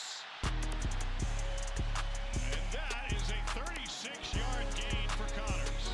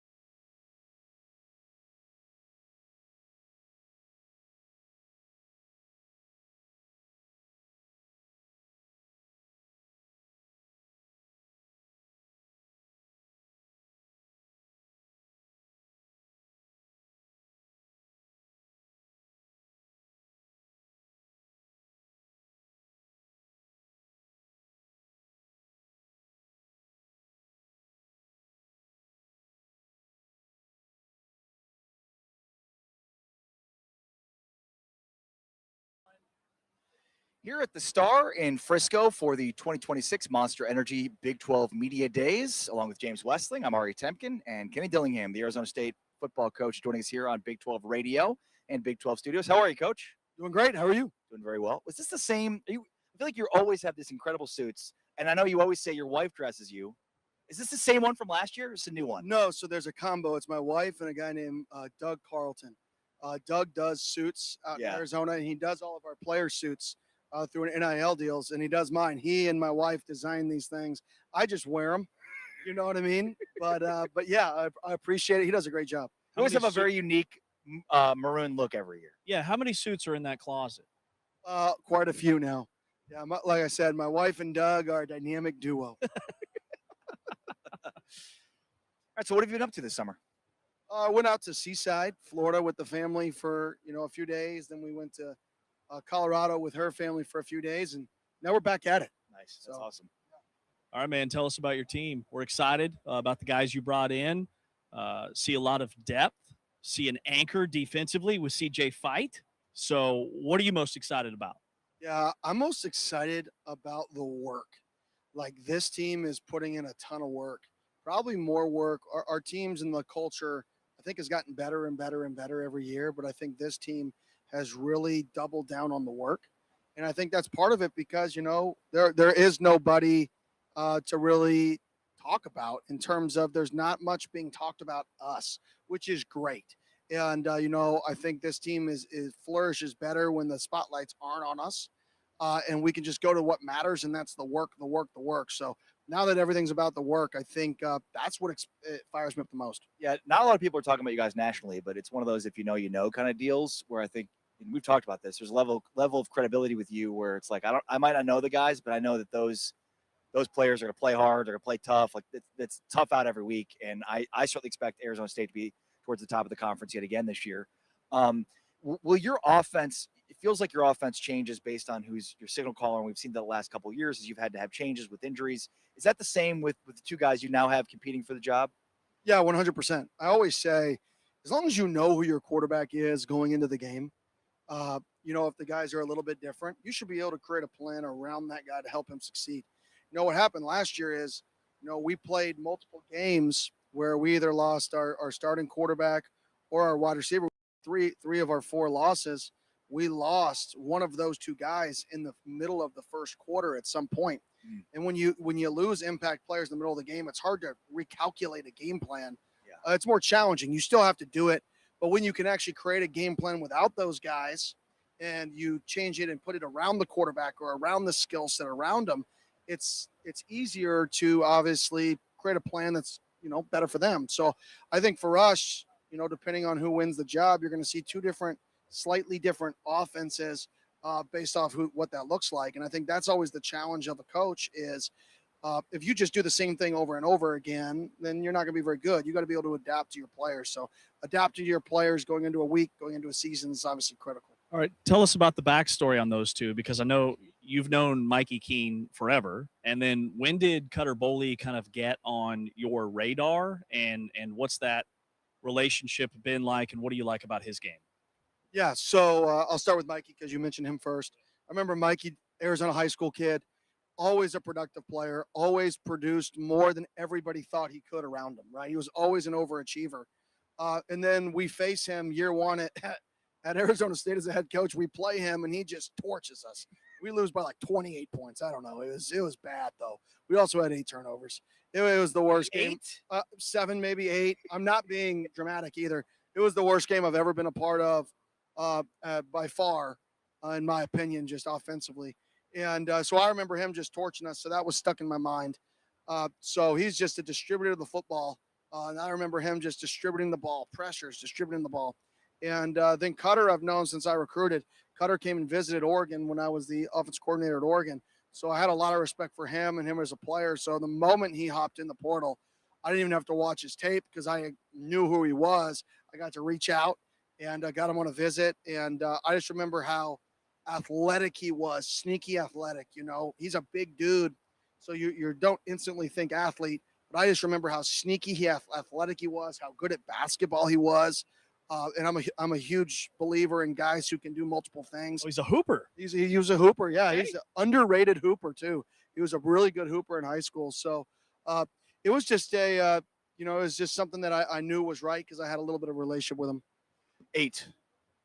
5 interceptions were thrown that day. Yeah, I saw I was right. 8 turnovers. I mean, how could I forget? 29-0, 5 interceptions, 8 turnovers overall. Wow, -8 in the turnover differential. You're not going to win many games like that. No, it was like I said, year one, the whole thing was an experience. What did year one for you at Arizona State teach you about yourself, about the game? What did you learn from that year? Players and culture. You got to establish a culture, and you got to have the players that believe in the culture. There's got to be one singular belief and vision in what you're doing. And if there's not, that's how things get torn apart. Because we had some talent on the team. I mean, Chris Edmonds still playing in the NFL. Messiah Swanson still playing in the NFL. Jordan Clark still playing in the NFL. So like we had it wasn't a lack of we had top end. Maybe we weren't deep, and maybe there were some areas that we struggled. But there was just things that I learned as a head coach, how to bring people together, how to have a common vision that I think were very, very important in sustaining success. Well, Coach, I think with all the injuries you guys had last year, they should build you a statue for going 8-5 with all the unforeseen circumstances. Okay, so I'll start there. Number 2, your guys' schedule, man, it's brutal. You guys play at Texas A&M, but you just played at Mississippi State. So, like, you know what it's like. And a lot of these guys, I know there's a ton of newcomers, but, like, these guys know what it takes to go on the road and win a game like that. So, is there a correlation there just in terms of preparation and knowing that, like, hey, we're walking into an SEC road environment? Yeah, I mean, there definitely is. But at the end of the day, every environment's a little bit different, So the Cowbells, that was an unreal environment, unbelievable. This environment, with their fans is going to be an unbelievable environment there. And then they're one of the better programs in the country right now, one of the best programs in recruiting. I think Mike Elko is one of the best coaches, so that's an unbelievable challenge for us.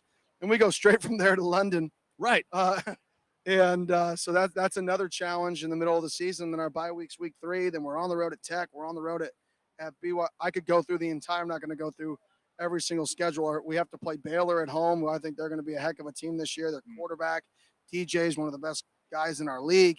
So, I mean, it's just our schedules. This league is just so balanced that it's a tough one. Yeah. So tell me about the Union Jack Classic. Arizona State, Kansas will be a good opportunity for the Big 12 to be featured in London. But what advice have you gotten? What's the approach going to be? We've seen a lot of teams go over there and not have a ton of success when they come back. So I guess what's the approach here?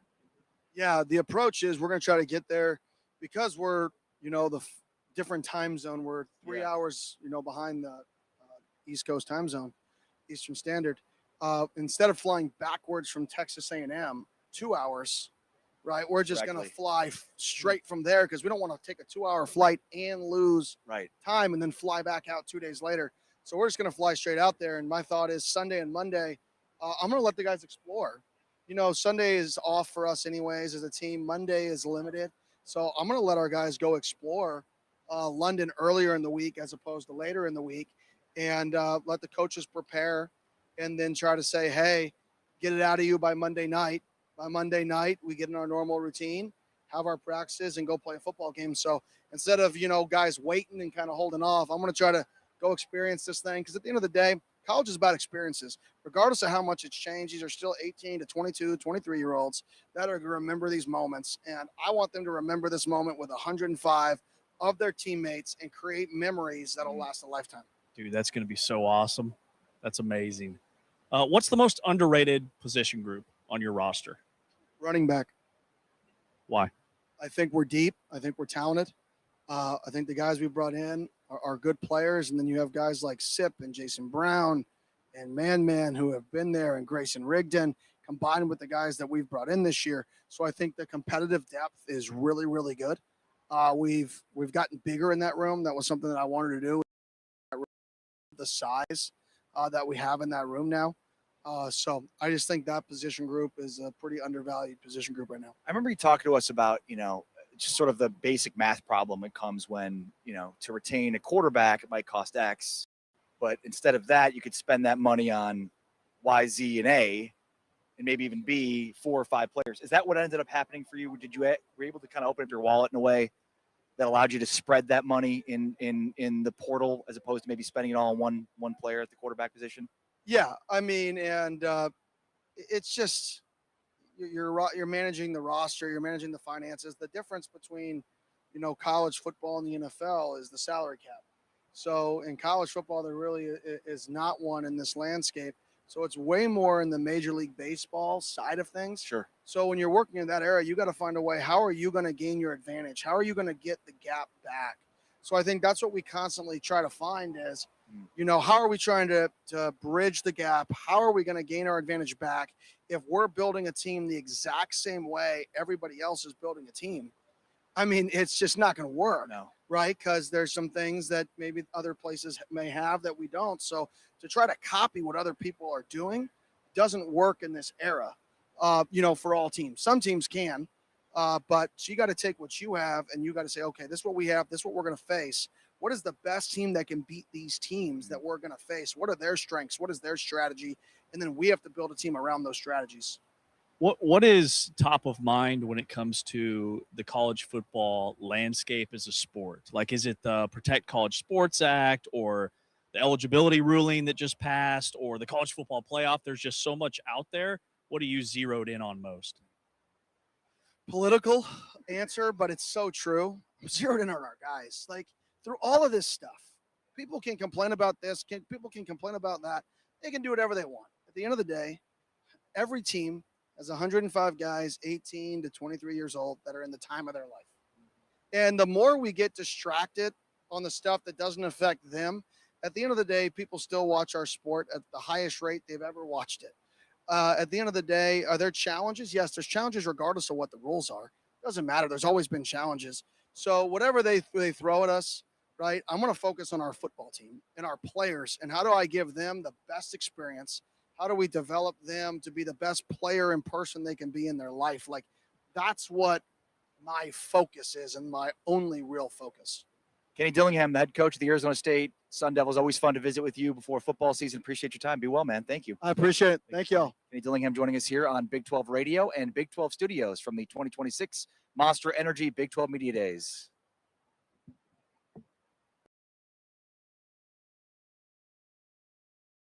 Jordan Tyson. He found Tyson. Airborne. Got it.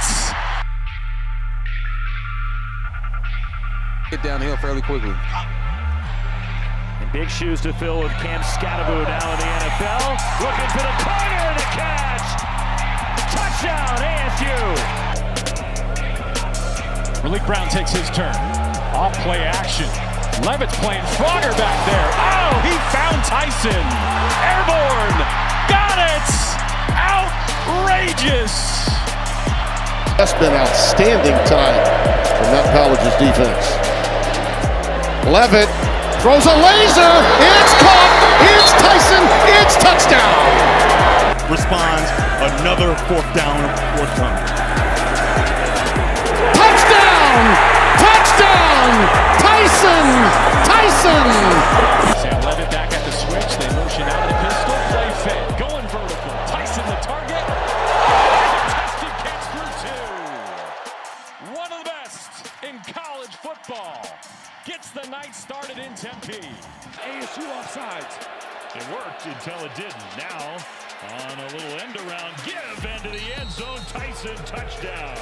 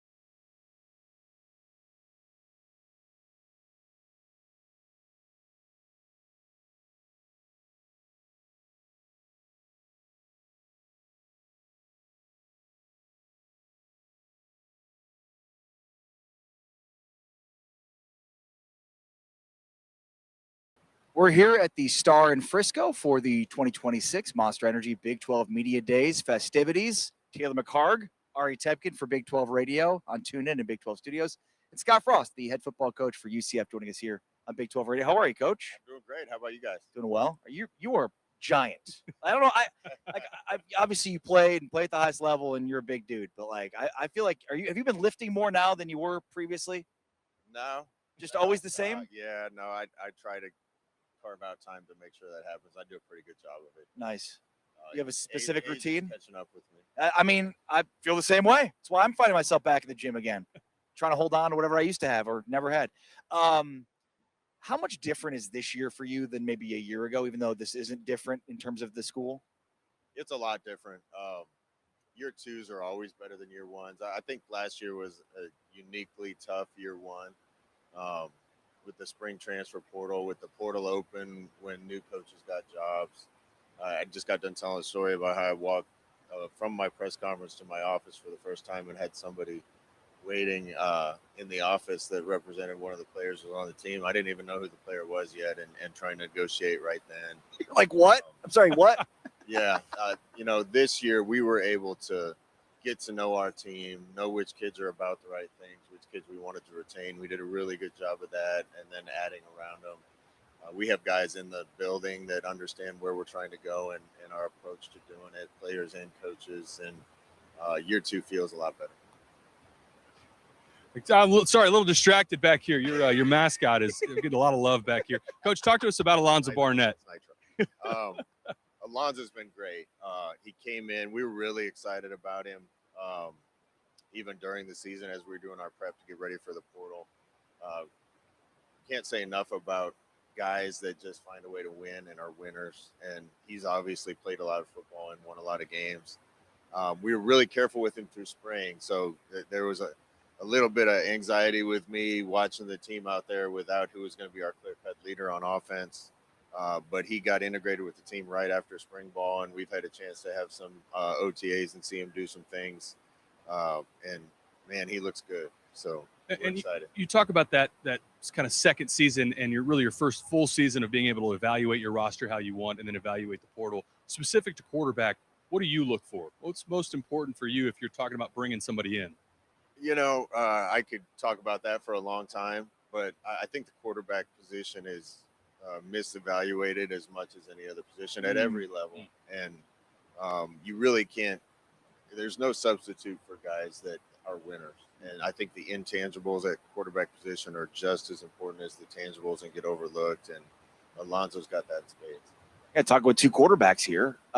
Taylor, do you agree? Give me a sense here of what you find to be the best characteristics of quarterbacks.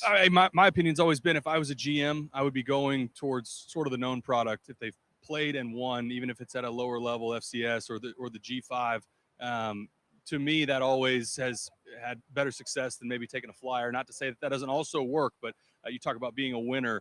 I mean, is it just the confidence? Like, what is it about that? I don't know, man. Some guys have it, some don't. I think it's confidence and leadership ability. I think it's competitiveness, but I think it's also processing ability and guys that are able to see the field and make quick decisions, even if they don't have all the physical attributes, are even better than guys that can throw a football through a wall, but don't process the information as quickly. And that's hard to see on tape, but you got to watch a lot. Yeah. Coach, this time around back at UCF, what do you feel like is different? Is there anything from the success that you had first go around that you've tried to implement? And is there anything that you've tried to change in the second go around? Yeah, I think things change in college football. Obviously, a lot of things have changed. UCF's changed, and we're proud of the fact that our group last time was probably the catalyst to help us get to the Big 12, but now we're in a different league. I think the competition in this league as a whole is awesome. I think it's a league with a lot of really good team challenges now than there were before, but a lot of the things that helped us be good the first time were still there. Our location, our beautiful campus and university, the size of our school, some of those things give us advantage. What do you think is the deepest position group you have this season? Oh man, I think we did a really good job with depth. we lost 2 really good pass rushers last year, but I love what we have coming back there. One of the guys can play here. Yeah, Malachi is in Kentucky right now, or we'd see him down here, but hopefully he has a good year here for the Cowboys. Maybe other than that position, and we'll see. I think it's pretty clear that we're better at every single position than we were a year ago. Yeah. And just more guys that care, more guys that are working hard and competing, and it's been fun to watch this group in the spring. You also hear coaches talk about that sort of that second year, first full year to implement your program in the offseason. You feel like your guys have had that buy-in in the way that you would have wanted to see back into your culture? Yeah, this group's bought in as well as any group that I've ever been around. Awesome. You take better talent at every position and guys that are caring a lot and working hard. Doesn't guarantee you anything, but I certainly feel really good about it every day I walk into the office. What is AJ Blazek going to bring to the room? Obviously what happened last year was just so awful on the precipice of the season, losing your offensive line coach, passing away. I mean, that cannot be easy in any way. What is that now, having that position solidified in a guy that's been around a long time? Yeah. First talk about Coach Clark. Man, I wasn't around him that long. He's one of my favorite guys I've ever been in business with, and that he was on top of everything else. He was just a good man and a good father and husband and a good friend. It took a toll on us emotionally last year. We started the season really well, and it'd be lying if I said that didn't sap the guys quite a bit. And it's good to have continuity there. I really like the school that AJ comes from, the way that he teaches them. I think our guys have gravitated toward him, and I expect that group to play a lot better this year. Coach, obviously Bethune-Cookman to open the season, but then a big-time matchup week 2 going to Pittsburgh. Is there any prep that goes into sort of during fall camp, not to look past a week 1 opponent, but how kind of a tone-setting game that could be for you guys? You spend any extra time on that in camp, I should say?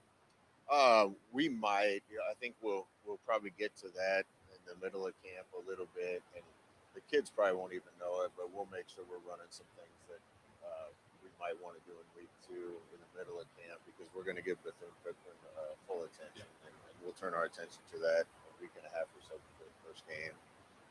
We got a challenging schedule to start the season with, at Pitt and TCU as our opener in the league, who I think is going to be really good, and at Houston and Oklahoma State, and so we got our work cut out for us, and we're going to have to be ready for that.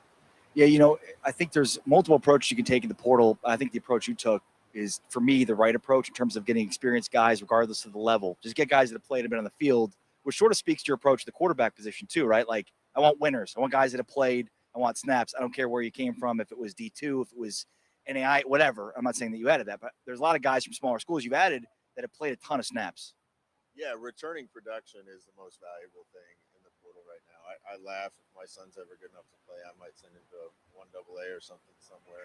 Get the experience. Let him get the experience, and then find his home after that. We have kids from Buffalo and Monmouth and Wayne State in Nebraska, and it's amazing the collection of guys that our group was able to put together, and the guys have really gelled. So it's been fun to be around the group, and I think that's because we got a lot of guys that have high character and love football. And probably a chip on their shoulder too, right? Yeah, usually if someone's at a lower level and they find a way to be elite at that level, there's a good chance they're going to find a way to be elite at the next. And I'd rather take a flyer and bet on that kid than someone who hasn't had it work somewhere else. Coach, kind of off of that, how does the 5-for-5 rule impact you guys, or how do you feel like that will immediately impact not just you guys, but the sport in general? In general, I wouldn't like that rule just because I'm a purist, and you're going to see somebody play for 5 years and smash every record that's been in place for 100 years. But with the new era we're in, this is going to solve a lot of the problems of guys playing 4 games and deciding they don't want to play anymore and quitting on their team so they can save another year eligibility. And yeah, I think with the rules where they are, it was the best and most needed solution that they could come up with. I applaud them for that.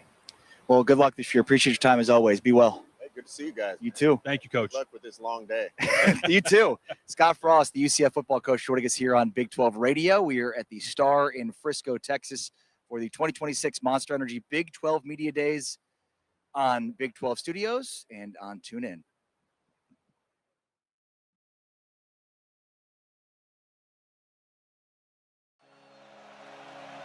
Wickman looking that direction and it's picked off.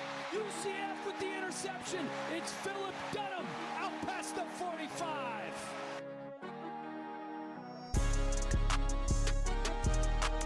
UCF shows pressure. Down goes Martin in the backfield. Philip Dunham at the tackle from the safety spot.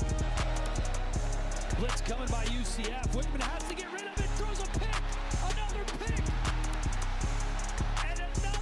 Pick six. It's Philip Dunham doing it. To get to about the 6-yard line to extend the drive, and they cannot. Philip Dunham, who has a sack and now a pass breakup, gave the play this afternoon. We've been thrown on second down, looking for Thomas. He's picked off. It's Dunham again. His third interception of the game.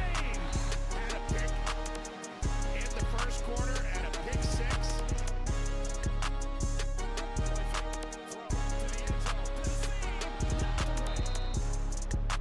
Here's Dunham again. He's the leader on the back end for the Knights. Teams have come in costly time for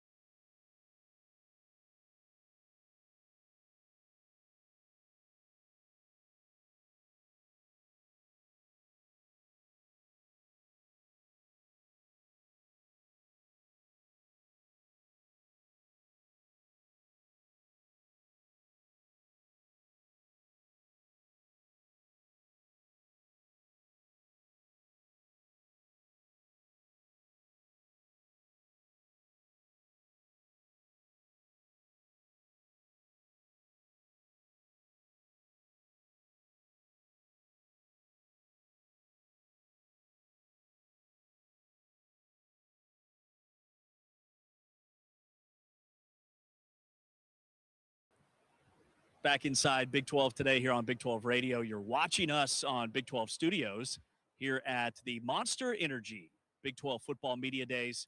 Taylor McCart, James Westling, joined now by BYU head coach Kalani Sitake. And, Coach, this time last year, there were so many questions surrounding your football program with who's the quarterback going to be? Yeah, I mean, we know who our mascot is, that's for sure. There were no questions about the mascot and if Cosmo can dance. Those have been answered for decades. But like this time last year, you guys you weren't really on anybody's radar because of the quarterback situation. Is it going to be one of the veterans? Is it going to be this true freshman who just arrived on campus? This year is very different based off of what happened last season. So did last season surprise you in any way? Did you know that your football team was capable of putting together that kind of year, and how does that translate to this offseason? Yeah, I mean, when you have great leadership on the team and you have amazing young men, anything can really happen. And so I've always felt comfortable with the guys that we have in our program and the leadership, and we always try to give them autonomy so that they can feel like this is their program. And so as a head coach, all I got to do is not mess it up, And so I can lean on the strengths of our program, which is the people, and and then good things just happen. I think for us, if we focus on the basics and the fundamentals of everything, and for me as a head coach is giving those guys opportunities so they can love each other and take care of each other and feel this camaraderie and this closeness, and then it transfers to the football field. And it's just really difficult when you have an amazing league like what we're playing in with Big 12. So nothing is easy. And so you look at the parity and the amount of different champions that they've had every year. And so it's not anything that's an easy fix or easy to figure out. But I feel really good if we have guys that are capable and that have this great camaraderie. Coach, last year, like James mentioned, Bear Bachmeier named the starter during the summer. Sort of a rush. He's a freshman, thrust into being the starter. This season, though, he's got the last season under his belt and this full offseason to be the leader. What's been the difference for him having that year of preparation, knowing he's the guy? Well, I think the major difference is just the patience that our entire team had with that process, and especially with the receivers and the passing game. And we knew going into the season, especially with a true freshman at quarterback, that we would have to do some things a little differently.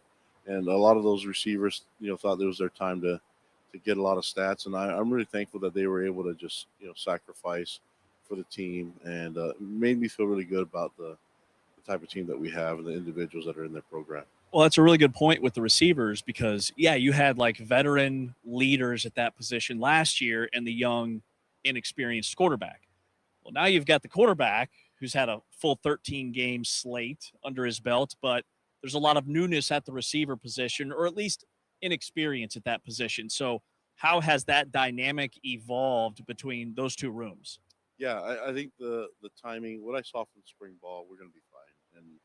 And but I say that we still have a lot of work to do, So fine with the talent, but can we put it all together?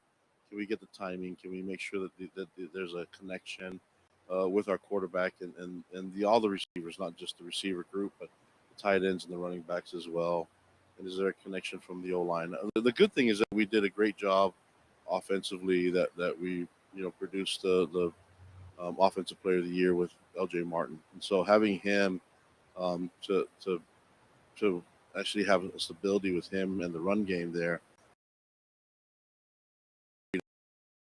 with Bear, especially in the bowl game. And then now we can we're playing with all our cards, and we can try to figure some things out. But until then, and the receivers will start to make, they're just new names compared to what we've always had. Chase Roberts here for so long that I think sometimes we took it for granted, and now they're going to be kind of new names of some guys that have been there. So there's a lot of talent there and a lot of playing experience, but maybe just not well-known names like we've had in the past. Coach, I got to see Bear Bachmeier down at the Manning Passing Academy a couple weeks ago, and at first when I saw him, he's built like a tight end. He's a big quarterback. I'm curious how you guys think about managing shots on him and hits on him. For a guy that wants to play physical, is not afraid of running the football. How do you balance leaning on that ability and what a weapon he is, also running the football and making plays happen off script, versus also knowing it's a long season, especially if you get in the college football playoff? How do you manage that from a taking hits off of him perspective? Yeah, I'm glad you asked that, because it's him understanding that we don't want to take a lot of shots, and because that's been a big part of his game. I think it's impossible for me to just tell him to stop doing something, and we want him to be aggressive and to have that same mindset, but it's also some of the little things that he can do: take shots, slide, understand where the sticks are, things like this. Is all football IQ stuff that he understands. And then it's also like, hey, your ability to us is more important if you're taking less shots, and him understanding that. I think he's starting to get that from the progress that he's made as a freshman to now. I've been really pleased, because he's a learning machine, so he always wants to figure out ways to get better, and so he's taking that to heart, not just with his game, but also with his physical, with his presence. Well, I don't think a quarterback can wear jersey number 47 and not take some shots, right? I mean, how awesome is that? Hey, I don't know anything about the jersey choice other than that's what he's comfortable with, and the way he can throw the ball and run, I'm okay with whatever number he decides to wear. Right. The other thing that you noted when talking about the receivers, kind of glossed over the tight ends, and really excited about that room and the way you guys utilize that position, which is kind of a market inefficiency right now. Like, more tight ends are getting drafted than ever before. More tight ends are 4- and 5-star recruits than ever before. And it's almost like you guys have been ahead of the game for years, and you look stacked once again. So what can you do with the guys that you brought in there? Yeah, I mean, Walker Lyons and Roger Saliaponga are two amazing talents that we're bringing in, but we also have guys that are already on the team that they can do it too, with Kean Mead and Moyaki, and there's a lot of guys that is full of talent, and we need them. Everyone who wants to be a receiver and wants to catch the ball, whether it's a receiver or a tight end, they have to block. That's the prerequisite to playing. You earn your catches by blocking first, and so that's going to be. That's the difference between making a big play in the run game and springing a long touchdown, is blocking downfield and blocking the line of scrimmage. So tight ends have to block, and if they can block, we already know they can catch. So they earn the right to catch the ball. What makes you most excited about this group compared to last year's team? Yeah, I mean, I'm excited for every year. So everybody's undefeated right now, so we should all be excited. But there's a lot of room to improve, and what I like about this group is that they're not complacent. They want to get better. I look at the way they've approached the weight room and the off season. Their physical part of their bodies it's telling that they care. They've made a lot of changes, and so that's something that I can physically see. The things that you can't see physically,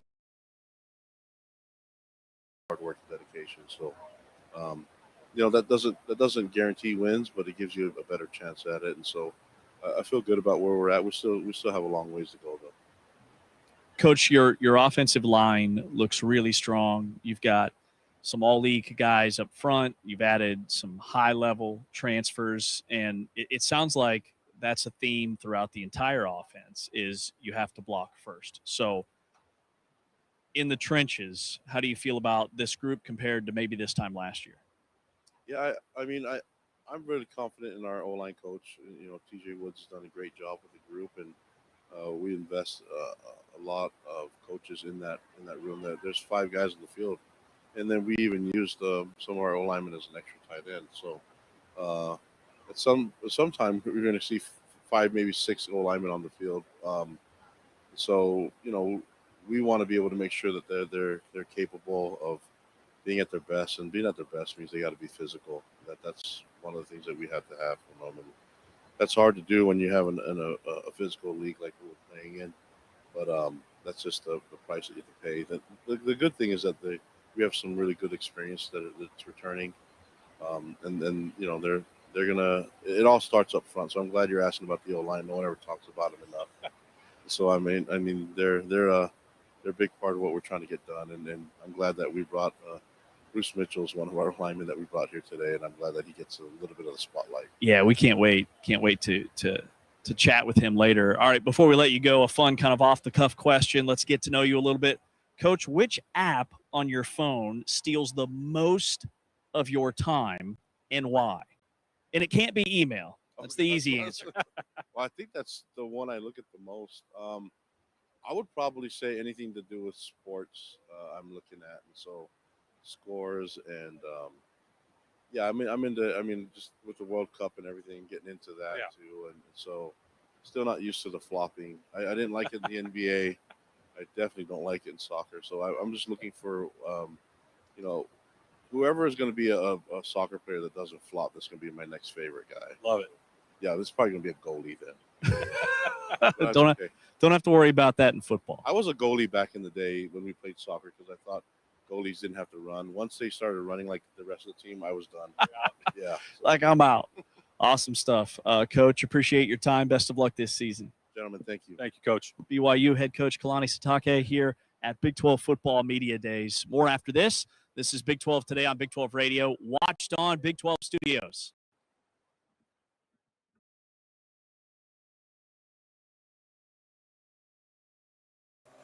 Bachmeier delivers, caught miraculously by Chase Roberts.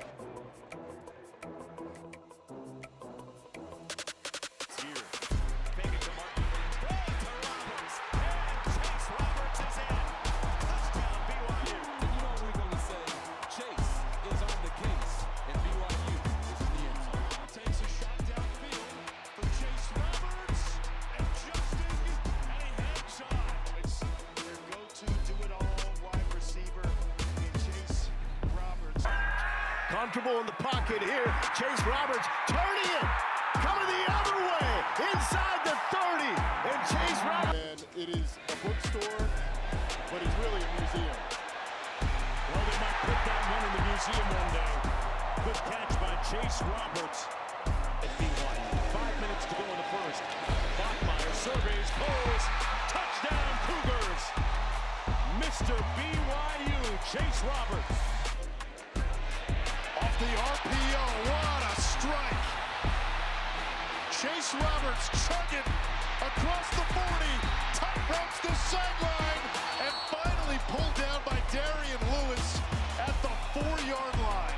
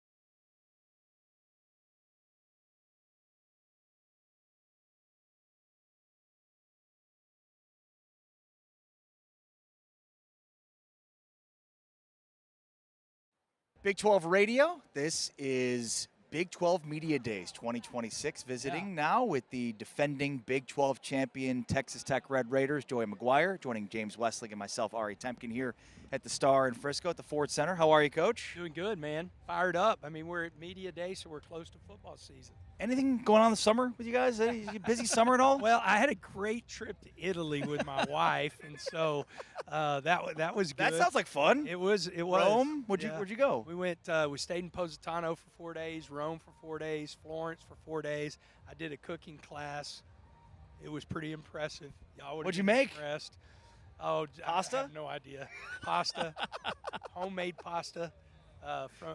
Literally from the get-go. Oh, it's the best. You know, and then the food there is amazing. It is. We had a blast. We had an absolute blast. Yeah, it's been eventful from April 16th and until now. It's been pretty crazy. What'd you learn about yourself? What'd you learn about through what's happened with the whole Brendan Sorsby thing? One, we have a very healthy locker room, and I think whenever you go through different things, that can, question your culture or shake your foundation, you find out real quick, one, about your coaching staff. You find out real quick about your players. Are they all in? And we've got a really, really good football team whenever it comes to our culture and, what they believe in and what they believe in each other. And then, it makes you go back and think, but I'm never going to question. I learned this from Gina Farmer. She was the AD that hired me in 2003. She hired a 31-year-old punk, his first head football job. And she said, whenever you make decisions based on a student-athlete's mental health and physical health, and you're putting them first, then you're usually right 9 out of 10 times, if not 10 out of 10. And, I haven't changed that, and I'm not going to, but whenever you go through something like this, it makes you think like, are you doing the right thing? And I think whenever you're doing the right thing by your players, then you're doing the right thing. Well, I think last season it's very clear that you have an incredible culture. And last year was kind of an experiment. At least that was the narrative around how you built your roster. And, man, you guys had it clicking from day one. So throughout this offseason, what are the core principles of that culture? And give us a peek behind the curtain in terms of just how unified this team is and has been through the process. Well, I think whenever you're going through trying to build a team and put it together, you try to create shared success and shared adversity. And a lot of times that stuff is, you almost have to manipulate at times and make things really tough and then find different ways to let them compete and have success. With the stuff that we went through, it became really real. And so you bring a team, there's nothing like shared adversity. And we've gone through an adverse situation, so we had a really close team that has now become closer. And we have a really good football team. We have a lot of guys coming back. We have a lot of production that we added. I think we have the most production in college football on the defensive side of the ball. And so, these guys are ready and excited because they've been talked about a lot. Yes. They have taken it very personal. And it's not like any kind of vengeance tour or revenge or anything. It's not like that. But what it is we're going to be ready to play football when we kick the ball off, and we hope your team is too. Do you have any sense of who's going to start for you the first week, and how's Will Hammond doing in his rehab? I could see Will starting week 1. He's in a really good spot. If I had a crystal ball and could have seen all of this, my statement going into spring football would have been different, because my statement was I need him ready for week 3.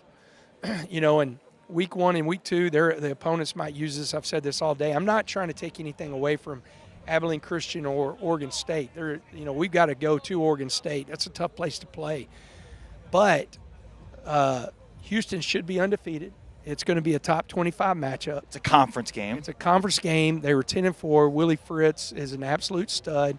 He's got a great football team, great quarterback. Yes, he does. And so my point whenever I said Will needed to be ready week 3, it was if something happened, I need him ready for week 3, not something happened ready for week 1 and 2.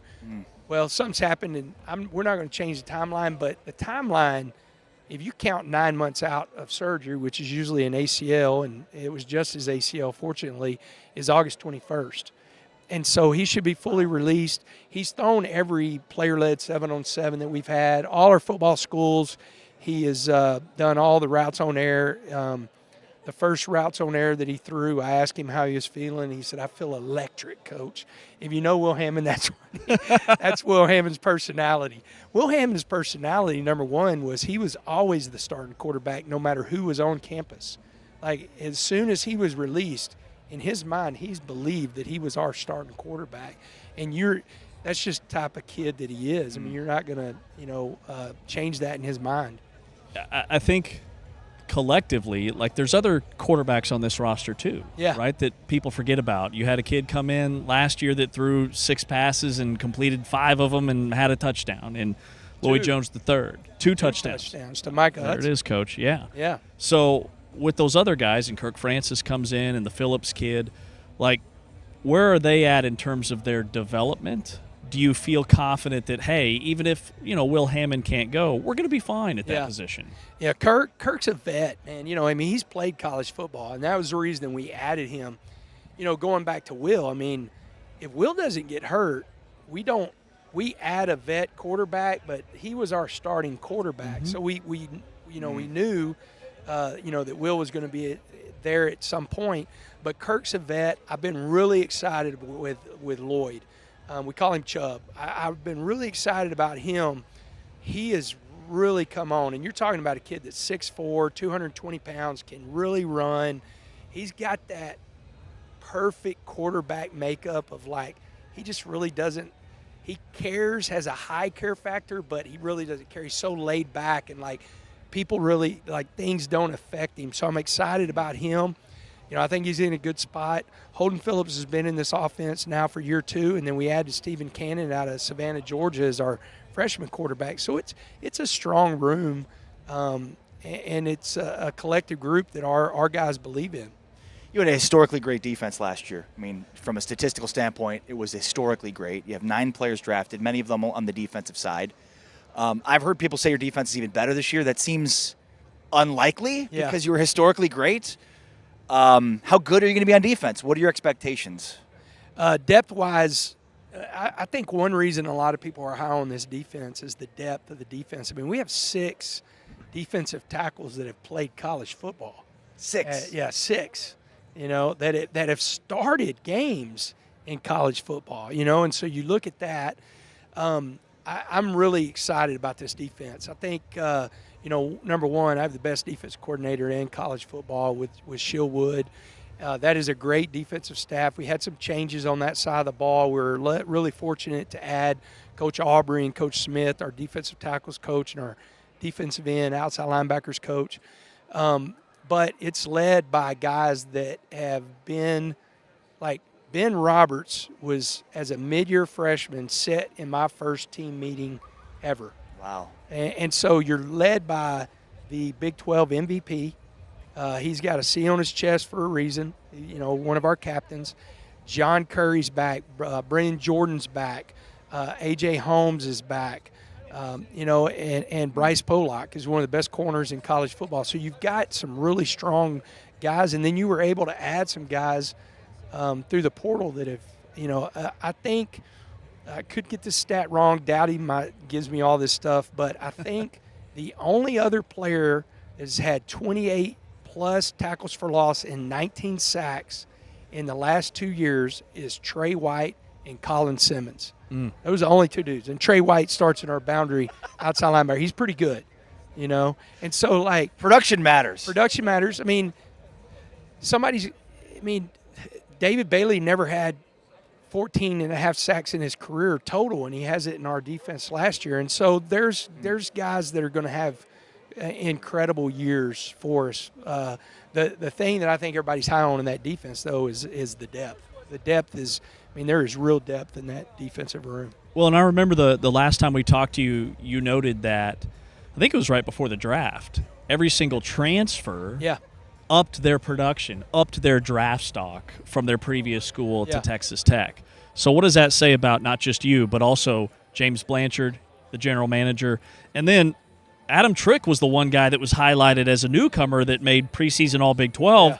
and it's like, man, you look at your two deep with all the depth, it's like you just pick one. Yeah, he's a dude, man. I love Adam. He's like a Max Crosby without the tattoos. And really, when you look at him, kind of even physically, they look a lot alike. You know, the thing, I love you said that, and I appreciate that, because we get a lot of criticism that we just get these guys out of the portal. Well, David Bailey was second overall pick, and when he came to Tech, he was a projected third-round draft pick. Wow. And so, and I want to give it a shout out to Glasgow, our softball coach. These players are coming to Tech and they're playing their best football. Those softball transfers played their best softball, and so something's happening whenever it comes to coaching and the system that we're putting them in and the development that's happening. You know, you get a lot of criticism that you went and got these guys out of the portal. Well, these guys we got out of the portal were really good players, but they're even better players at Texas Tech. And that comes from our coaches. It comes from our personnel staff doing their research and picking the right guys, but it comes from our coaches and our culture and the development that's going on at Texas Tech. Yeah, I mean, and again, just to highlight, you know, everybody talks about Texas Tech and the spending, but you guys were barely top 10 last year. Yeah. I'm assuming it's the same this year. Yeah, we're not anywhere close to the top. So Tech is spending at a level of a lot of the top end Big Ten and SEC teams, Yeah, which is no a good doubt. thing for the Big 12. 100%. Tell me about that relationship continuing with James Blanchard, and I mean, obviously he's a guy that is so instrumental in Yeah. finding the right players. Well, you know, the two that got on the plane, one had to, my wife.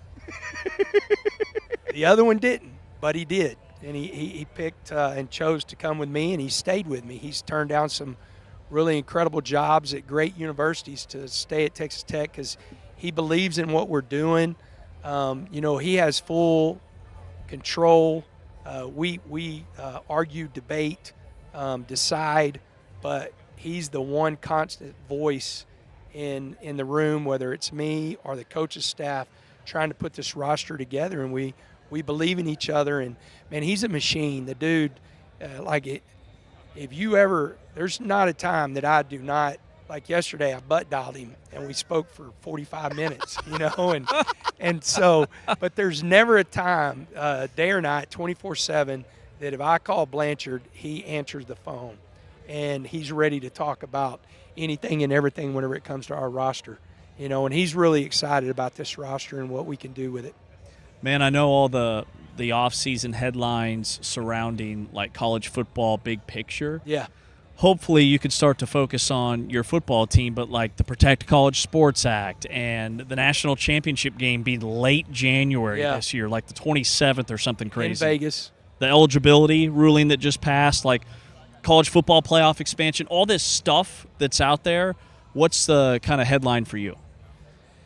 Man, just ready to get to camp. Yeah. But the headline for me, you know, I think the Protect College Athletics, that act is so important, you know, because we have to have something we can all disagree and we can argue, and then we could say how bad college sports is right now. Number one, college football has never been more popular, ever. And in the history of the sport. But if we're really serious about protecting the game, and I mean all the games, all the sports, then we have to have this needs to pass. And so that's been the biggest thing for me. And, man, I'm telling y'all, I mean, I know he's people think and say a lot of different things about him.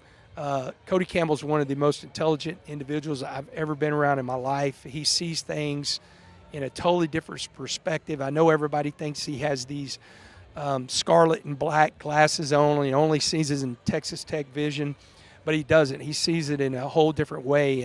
And man, I believe in that guy. And if he's pushing not only with his time but his money, he's spending a lot of money whenever it comes to this act, then it's good for college athletics. Leicester was a success, right?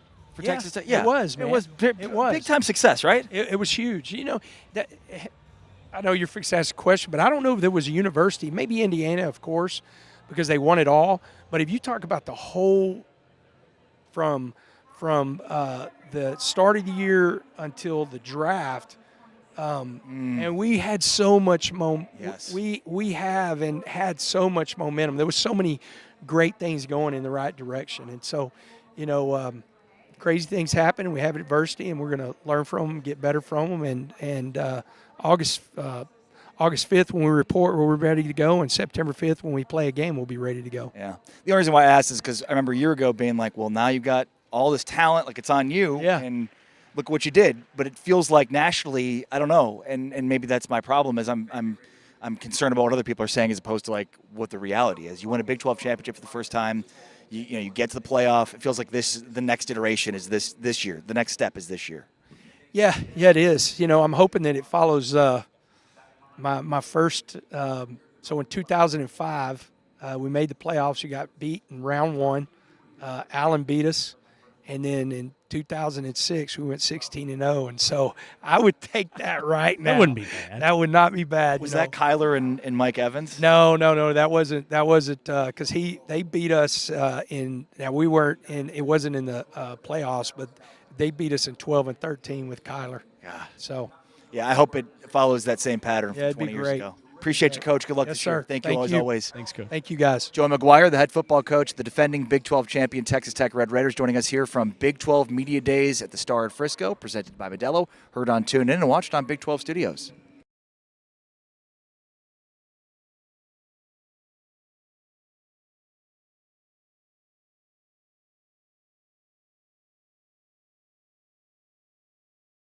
Big 12 underneath, intercepted by Rodriguez.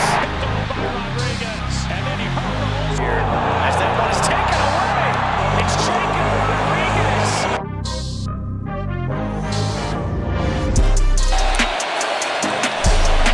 Here's Martin on 2nd and 3, but he is met and tackled for a loss. Jacob Rodriguez making his first big moment. Wigman to the air, and the pass is picked off by Rodriguez. And then he hurdles a Cougar and is still going.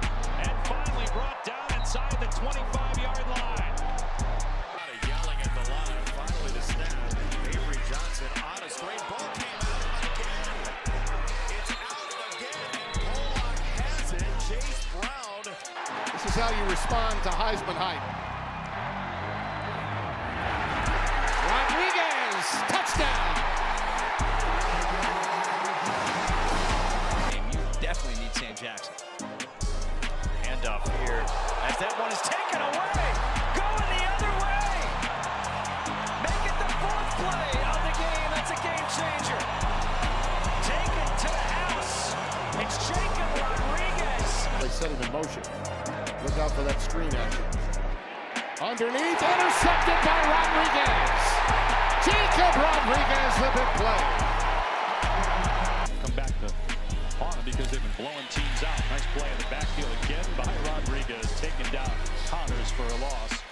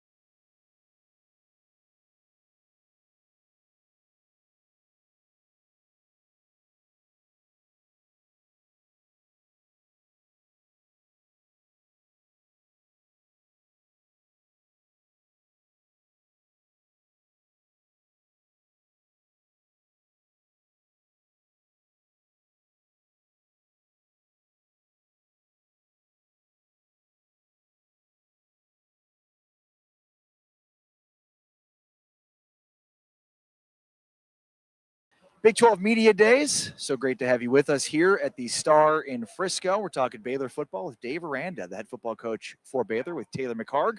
I am Ari Temkin here at the 2026 Monster Energy Big 12 Media Days. How are you, Coach? Really good. Busy summer for you? It has, yeah, but I'm excited to be here. This shows that football is right around the corner. You know, one of the things I'm so interested in about you is you're such a brilliant defensive mind. It's a big reason why you're in the spot you're in. So you've gone back and forth. You've been the defensive coordinator. You haven't been. You bring in a guy like Joe Klanderman, who you've worked around for many years. He's presided over some great defenses.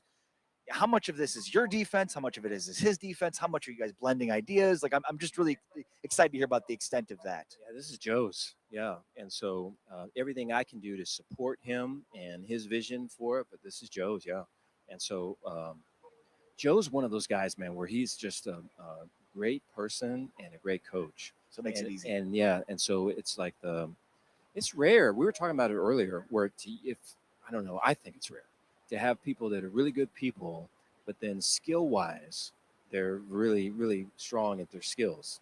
Usually there's really good skilled people that just play the game on the people side of it. Yeah. And then there's the people that do that, probably overdo it and don't pay any attention to the skill level. But when you have someone that's high on both levels, rare. We need some more of that. Now, we got Jake Spavital, which does a great job on offense. The guys love playing for him. DJ Lagway loves playing for him.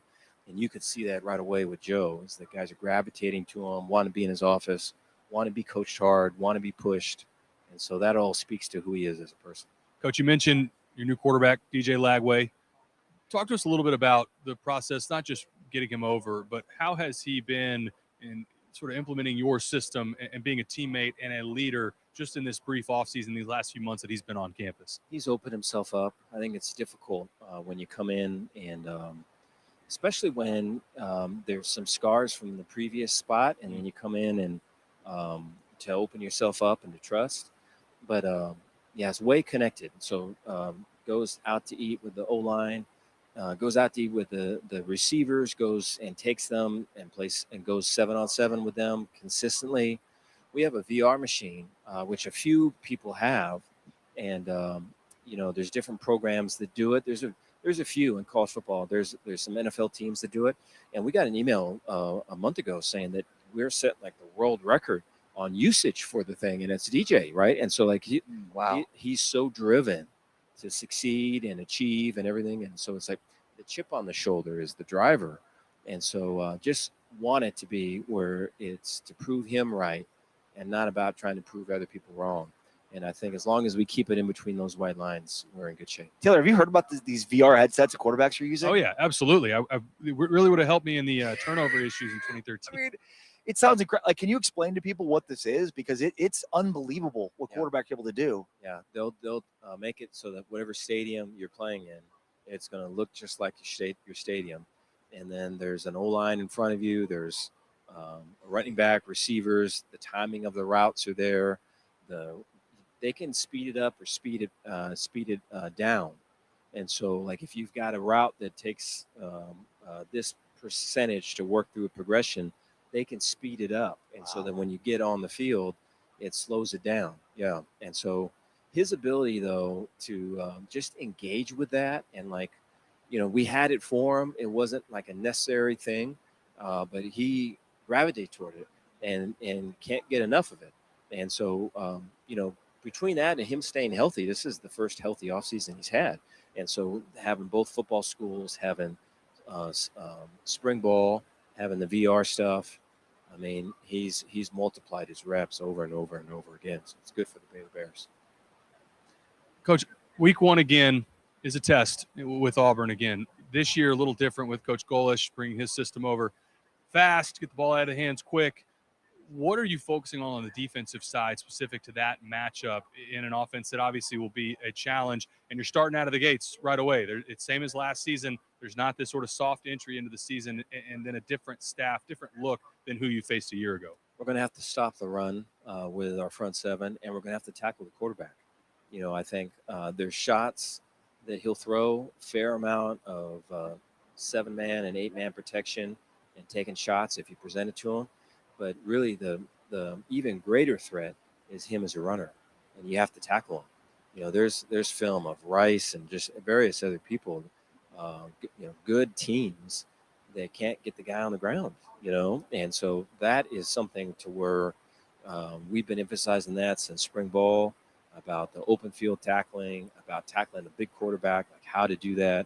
And that's something where if we get our hands on him, we got to get him down, because he makes a lot of plays with his feet and creates long drives and just more opportunities for them to hit their shots. How much different will this defense be? A lot, yeah. The money invested, if you can start there, that probably is the place to start. I think in the past, one of the big corrections from last year was that we spent money outside in, and this year we're spending it inside out. So we spent it on receivers, particularly last year. Not even really defensive backs, but receivers. Our receiver room was probably the most expensive room in our league, and that was at the expense of O-line, D-line, really anything on defense. And so there's more money on defense than there's ever been. And so, especially in the front seven, and that showed during spring, and it rightfully so. And so, there's an edge there. The one of the things I'm most proud of to this point is in just the selection in the transfer portal of finding guys that are culture guys that love football, that have got like a chip on the shoulder, man, got an edge to them. So you talk to every coach they played for, you talk to players that were on that team, and you try to find the guys that are like the gym rats, that love ball, that don't lie down for losing, that have never lost, that were captains in high school. And you try to find those guys, and you get them. And it's what's difficult about that in the transfer portal is that everything is so fast that you find out about a guy, and then he's already got his place to go within 24 to 48 hours. Right, so vetting is hard to do. Right. Very protracted timeline. And so us not making a bowl and us having the poor season that we had enabled us to get a head start on some of these guys, and so that I feel like we hit on a lot of it. Coach, big picture question on the 5-for-5 rule. Just curious your thoughts, how that impacts not only your team, but just the sport overall. I think it's needed. I think the way it was before was getting kind of used and abused. And, it's unfortunate that it came for that, because I think the things that were happening were never intentional when the rule was designed. And so to get it now to where it's like, hey, it's black and white is something that's needed. There needs to be more of that in our game, of just black and white stuff, man. This is it. And the more that we can get to that, the more that we can have a more level playing field. On the offensive side, you had a lot of success last couple of years, but a lot of new players this year. Yeah. So how will that, it's funny because you're thinking like the defense has to be better. Yeah. Awesome. But the offense was great last year, but now you have a whole new offense. So it's like before, football is funny. It's like you plug up one hole in the dike and then water starts spewing out another hole, right? Because that's just kind of how it works. You're never going to be great everywhere. But I guess you had a great offense last year, put up a ton of numbers, but it's brand new this year. So how do you pick up, from that? We got to build it inside out. And so we've got to get it to where we can run the ball and, hey, they're where they need to be. We've ID'd them. We're running it. It's a hat for a hat, and we need to get 4 yards with that. Last year, we were getting 1 yard. Yep. And so we had to throw because of it. But, hey, we got it all ID'd. They're doing what they need to. There's no busts on their part. We get 4 yards running the ball, we're going to win. We're going to win, because then the throw game is kind of on our terms, not on theirs. And so it starts. And that was 2 years ago, by the way. You needed 4 yards 2 years ago. You got it. Correct. Whether it was the quarterback or running back. Last year that was not the case. Yeah. And so we have to run the football, and everything we've done to this point has been to get that done. Coach, one more on DJ Lagway for me. You talked about the scar tissue, and I'm curious the perspective of you're bringing a guy in, ultra talented. Do you address where something may have gone wrong, or do you go back and watch tape with a guy like that on things that you can improve, or do you just focus on the new system he's in and moving forward? I'm curious how you balance where he was before, or whether you just move on completely. Yeah, I think the person drives the player. I think, the underneath the player is just a dude trying to figure it out, and is trying to piece it together. And I think you build people first, then you build relationships, then you build the player. I think it's in that order. And so I think you talk about all that stuff. You talk about kind of his motivations and what he's feeling, and you try to find ways for him to channel. All that stuff's good because it's energy. So now you just got to give it a direction and put some boundaries in it on either side of it and let it run. And so I think that's been the case, and I'm excited, man, for him. His is a way driven person, and I think he's got the guys believing that are with him, and they don't want to let him down. And so to have that already at this point is good. It's awesome. When I saw you a couple months ago, you were reading, I think it was a book on leadership. So what are you reading now? There's a book called Theo of Golden. It's a novel. I'd recommend it to you. It's about he's a kind of recluse artist, and he's living in I think it's Georgia, and he's buying all these pictures, these portraits in a coffee shop that he goes to of the neighborhood, and he's buying them and he's giving them to him. He's finding who the pictures are about, and he's meeting them and giving them. And there's kind of like hey man, I'm seeing you, right?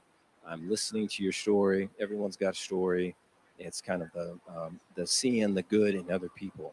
And there's some stuff at the end of it, but it's really good. I try to go between, here's a book where you can learn stuff, and here's a book where you can try to have fun with. So this would be a fun one. So I'm enjoying it. It's called Theo of Golden. That's awesome. Yeah. All right, I'm going to check that one out.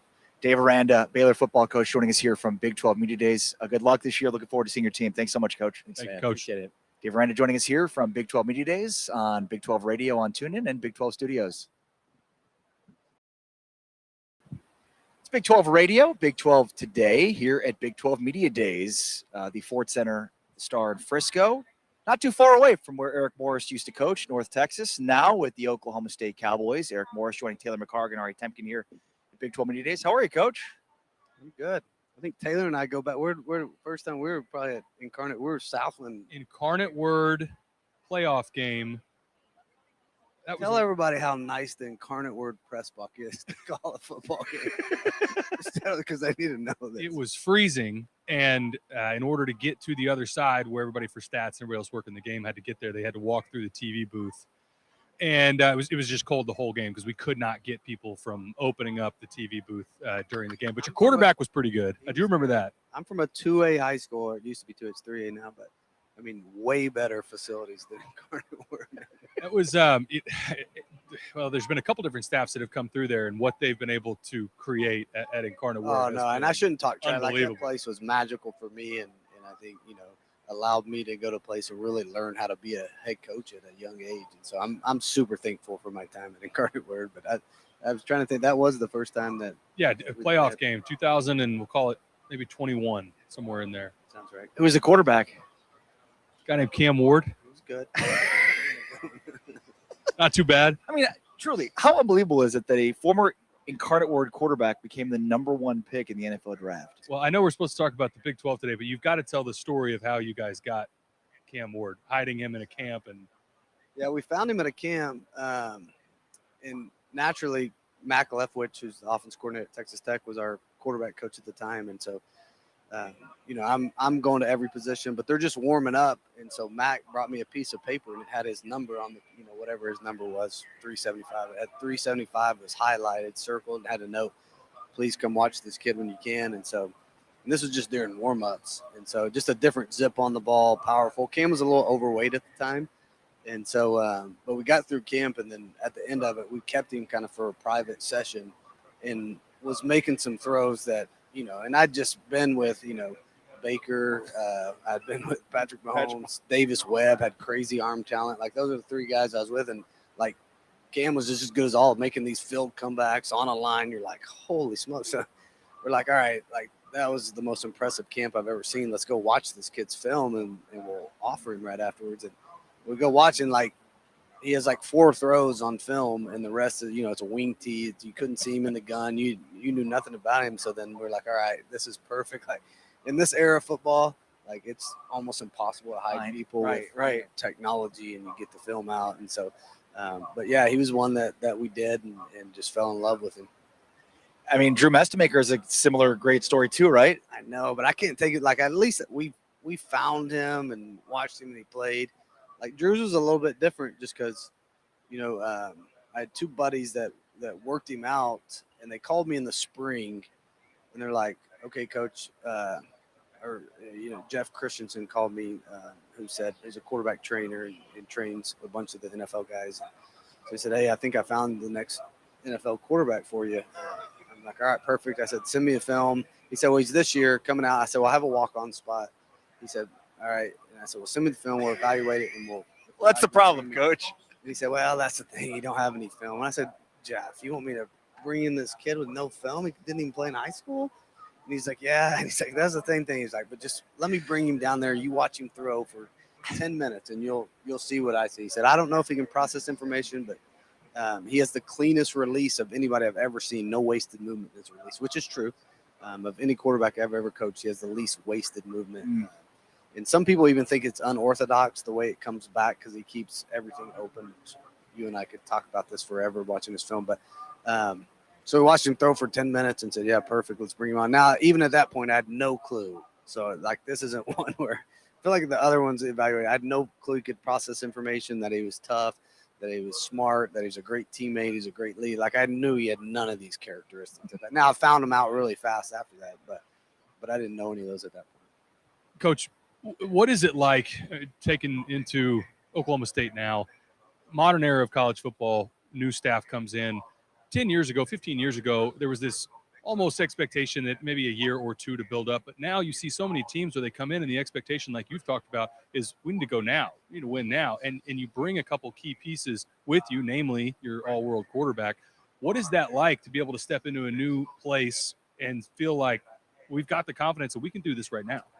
Yeah, I think every situation is different, and I've learned that. This is stop number 3, and so really intentionally on the front half of it, the first 6 to 7 months, I think it's about evaluating everything within your program, right, and all the details from the day-to-day stuff, and then donor relations, and nowadays you got to see where you fit in your budget right now, and what can we afford and not afford, and so it's interesting kind of taking time to kind of compile all this information and then really be able to sit back these next 2 weeks, which I'll spend a ton of time doing, just figuring out, hey, what do I think we're doing really good right now? Where are we lacking? Where does this program need to grow to keep us on that? Now, the interesting part about this is that we brought some proven guys in our systems that I think are going to give us a chance to make it happen faster, right? And so this will be the first time since I guess Cam Ward from Incarnate Word to Washington State that I've coached the same quarterback for the second straight year. Wow.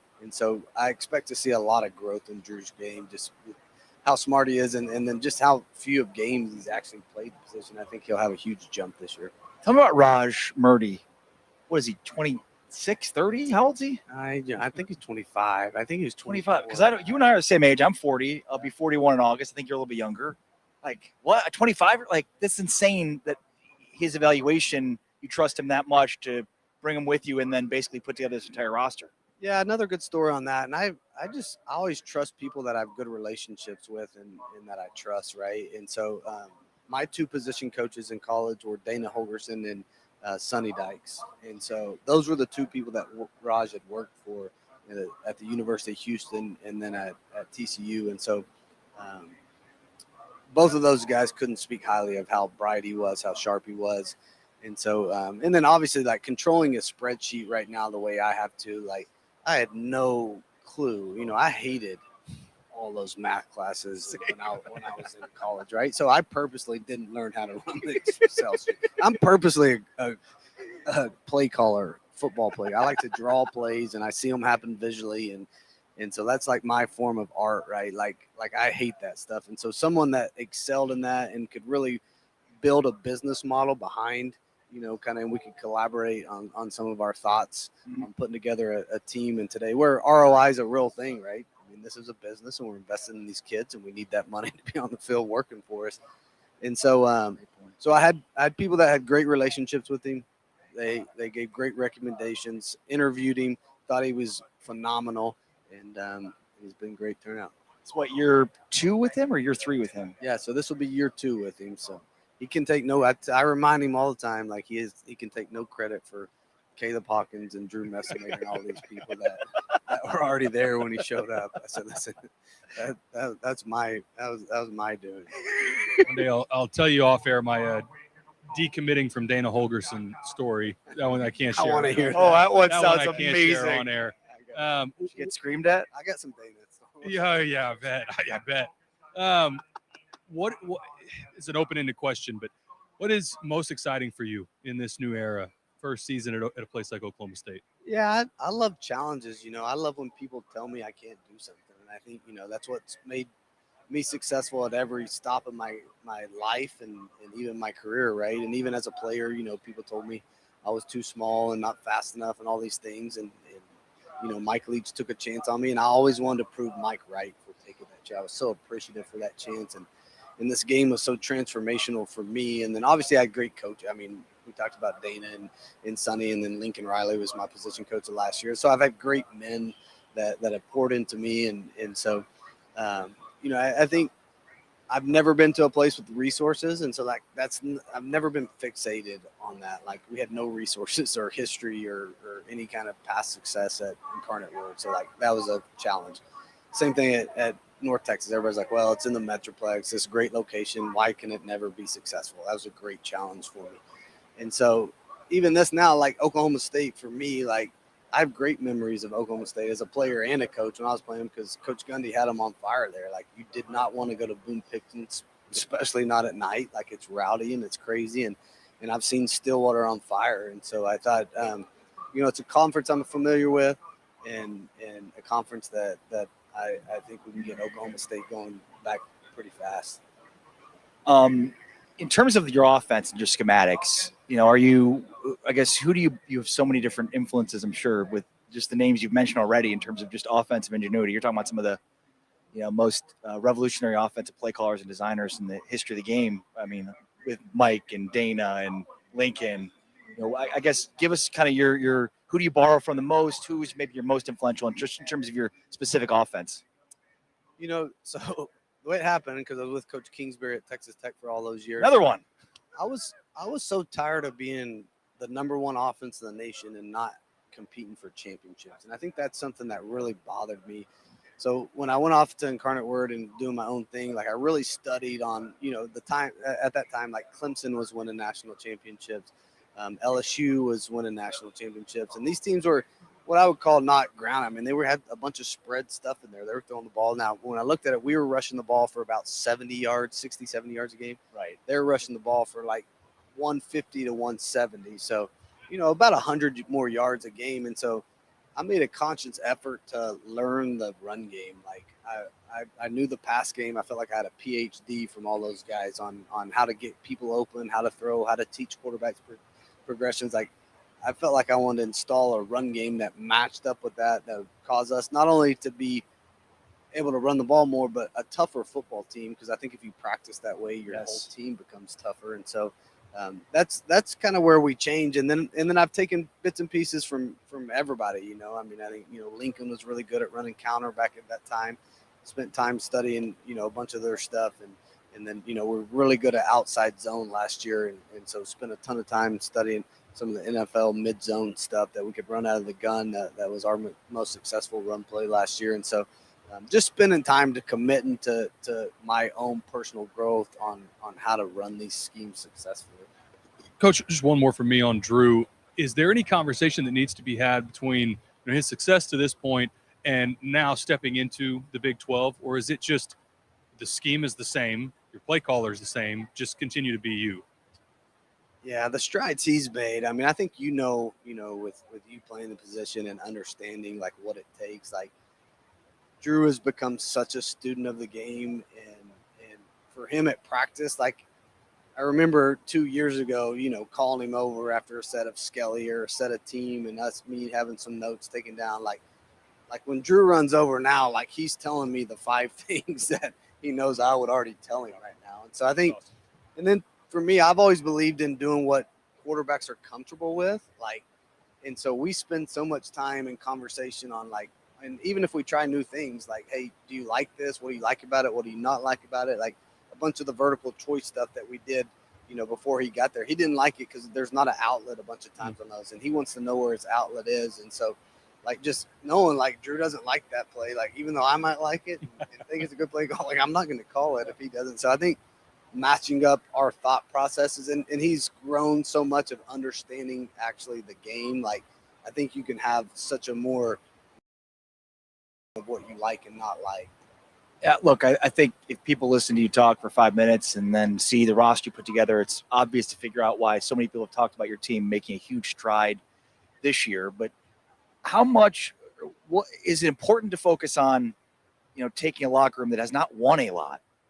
I mean, has not won a Big 12 game in 2 years and turning that into a winning locker room. Like, is that maybe an understated part of this, as so many people have talked what you guys can do this year up?